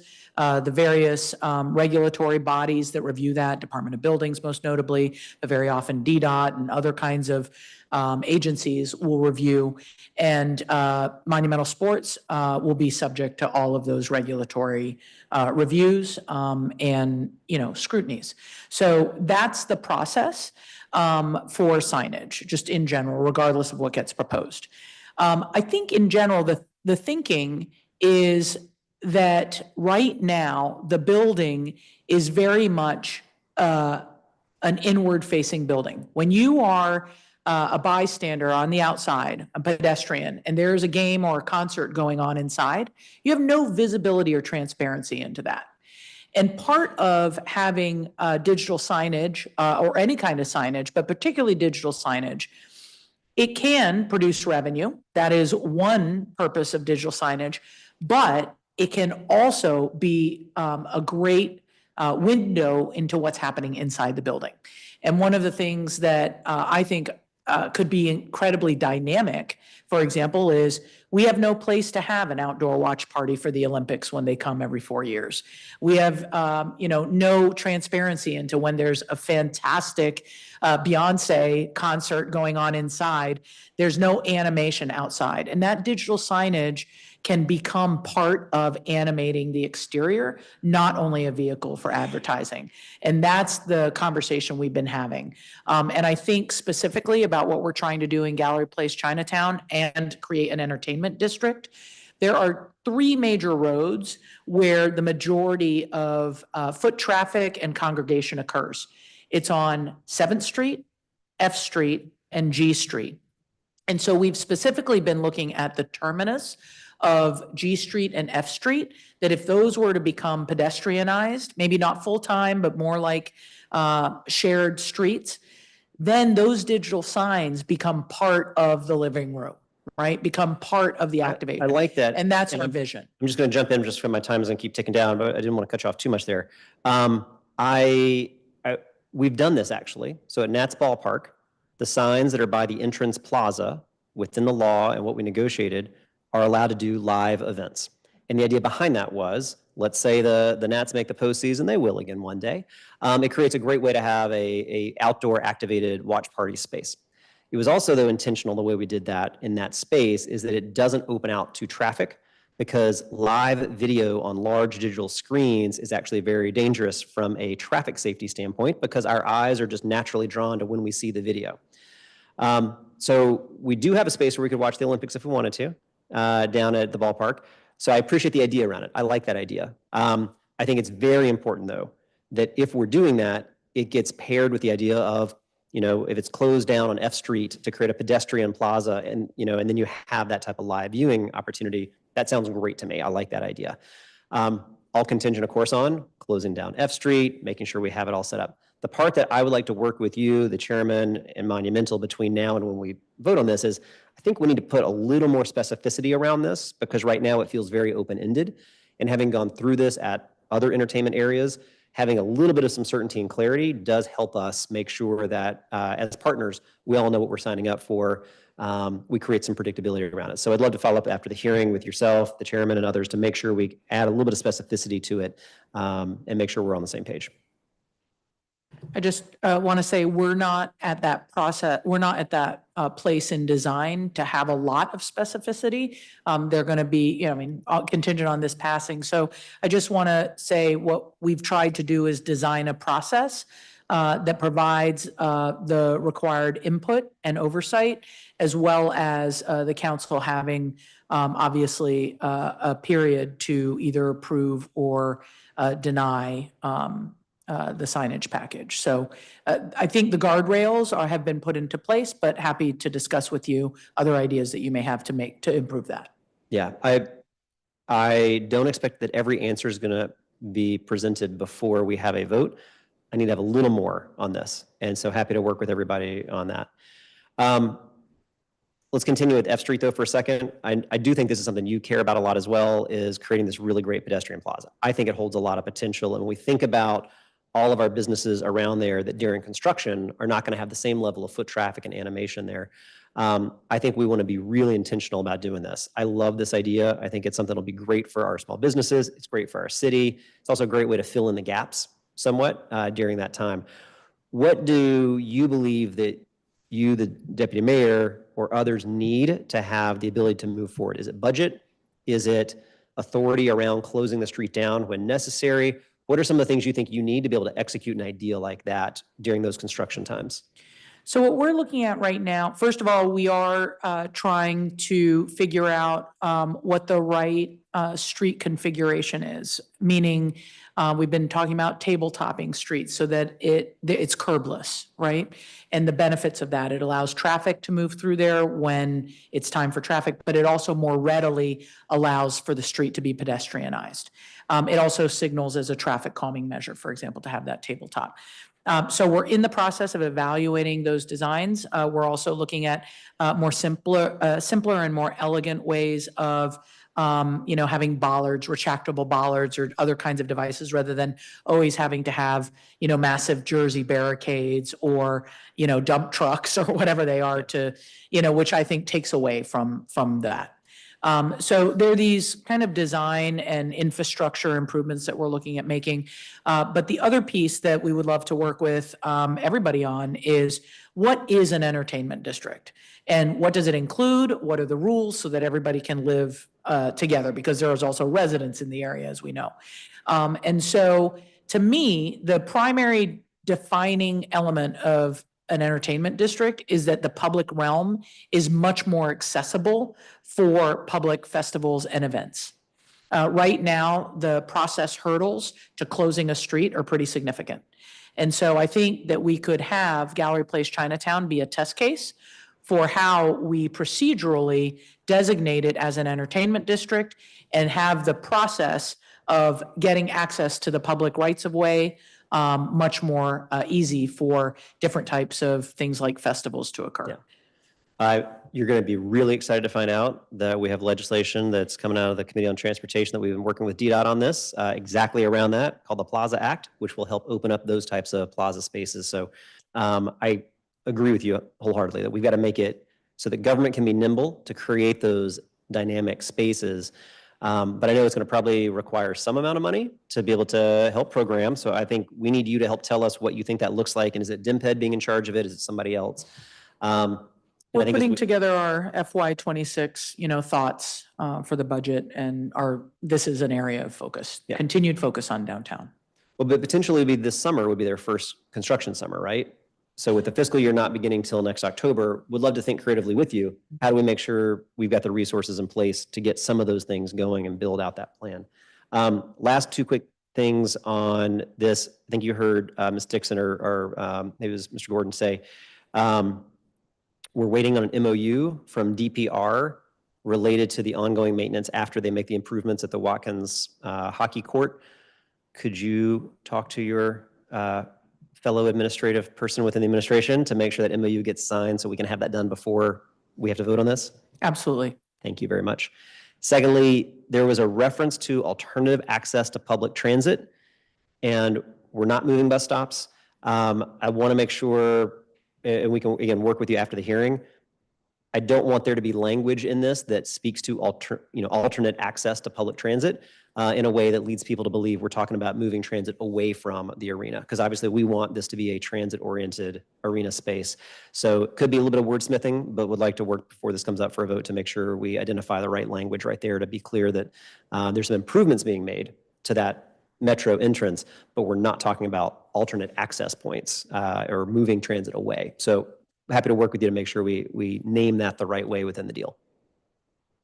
Absolutely. Okay, I appreciate it. Thank you, Mr. Chair. May I suggest, Councilmember Allen, on those 2 points, one of which is the transit language that you just mentioned, and earlier the sign language. Why don't you suggest draft language to the committee? Which of course we will share with you, and you could share it with DemPed as well as the committee, but we're the ones who are going to We can move the share it committee with everybody. We're the ones who are going to move the committee print, so. Yeah, Councilmember Bonds That's would like to everybody. see it too. Exactly. Councilmember Bonds, you had a few more questions. I do, and I just want to add to what you're saying, Chairman. If there's going to be sharing, I think too, we need to think about this area where we want to have access to transportation, but we also want to have it as an area for more pedestrians. So I think we may have to look at what the transportation pattern would be in this area if it's going to grow the way in which we're anticipating it. And I hope my colleague is open to that part of the discussion and will not be ironclad. Let's keep it as it is today. It's working today, but maybe, months later, it's very difficult to manage. So I just hope that we can be open to that. But I especially am concerned in designating an entertainment corridor, which just sounds like what we might be able to do. If you will also designate it as a public safety, like a safe zone, make sure that that's a part of it, because whenever people congregate, it just really, there are those who have other ideas about, the close proximity of folk, and the occasion presents itself when things happen that we don't intend. So I just hope we'll think about it with that in mind. I wanted to ask, would the government, as a partner in this deal, have influence in the designation of the branding? Like, for instance, I think the current Capital One contract ends in like 2 years. So would you have any influence, or is that solely Monumental's decision? That's solely Monumental's decision. Okay, and it will be stipulated in the final agreement, or it's already stipulated? It's already in there. Okay. That's very typical, by the way. They're called naming rights, and that is something that is Right. negotiated between the team or the owners and whoever the party is. Yeah, but I know we're so unique. I just want to make sure that some of this is. Can you talk a little bit about the value of the PLA for this project and the vision that our government has for DC resident employees? How will they really benefit? Or have you really gone into that beyond the CBE, piece? So it is a requirement of this project, because the district's going to own the building, that PLAs apply.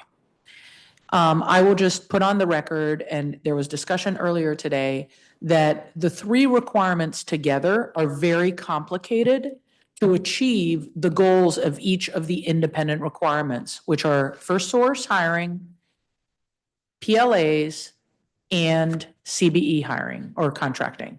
That is a very difficult combination of policies to effectively achieve. So we looked at that. I believe that we've been very thoughtful about what I call how we thread that needle. And so right now, in terms of the PLA, the business side, let's put first source hiring to the side for a minute.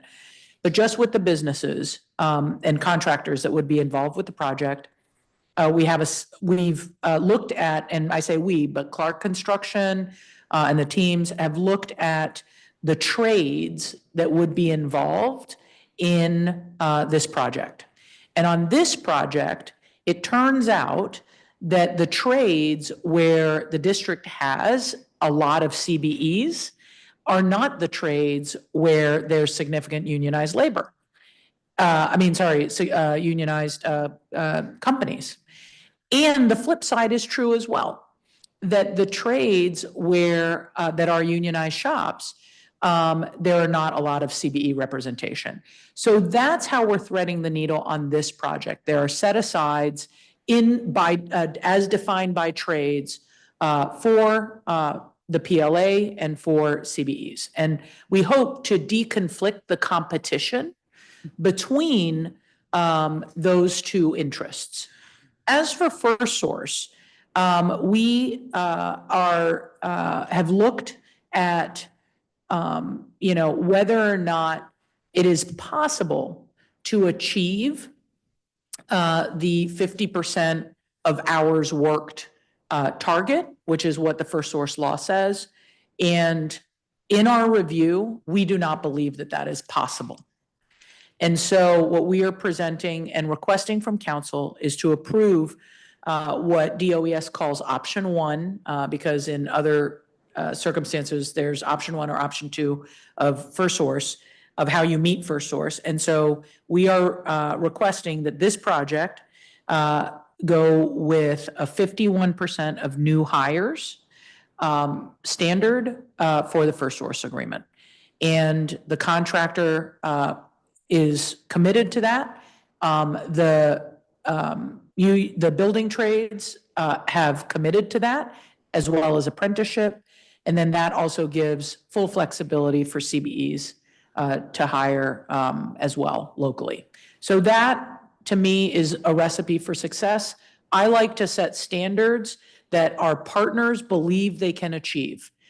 And I think that this is a realistic and tempered approach. And I'd like for us to start having success in threading that needle between those three goals.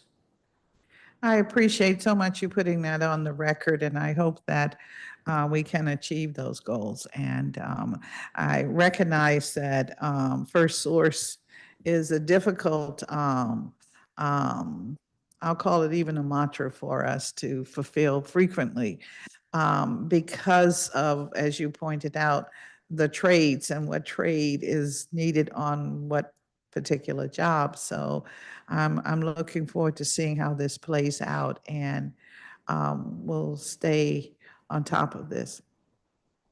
Thank you. Thank you, Chairman. Thank you, Councilmember. I think that's going to conclude this hearing. So let me close it out. Thank you for your testimony. And this has been a hearing on Bill 25-1004, Downtown Arena Revitalization Act of 2024. The record in this matter will be open until 5 p.m. on Monday, November 25th, 2024. It's possible that I'll present this to the council on the 26th. If not, then on the 3rd of December. The time is 2:33 in the afternoon, and this hearing is adjourned.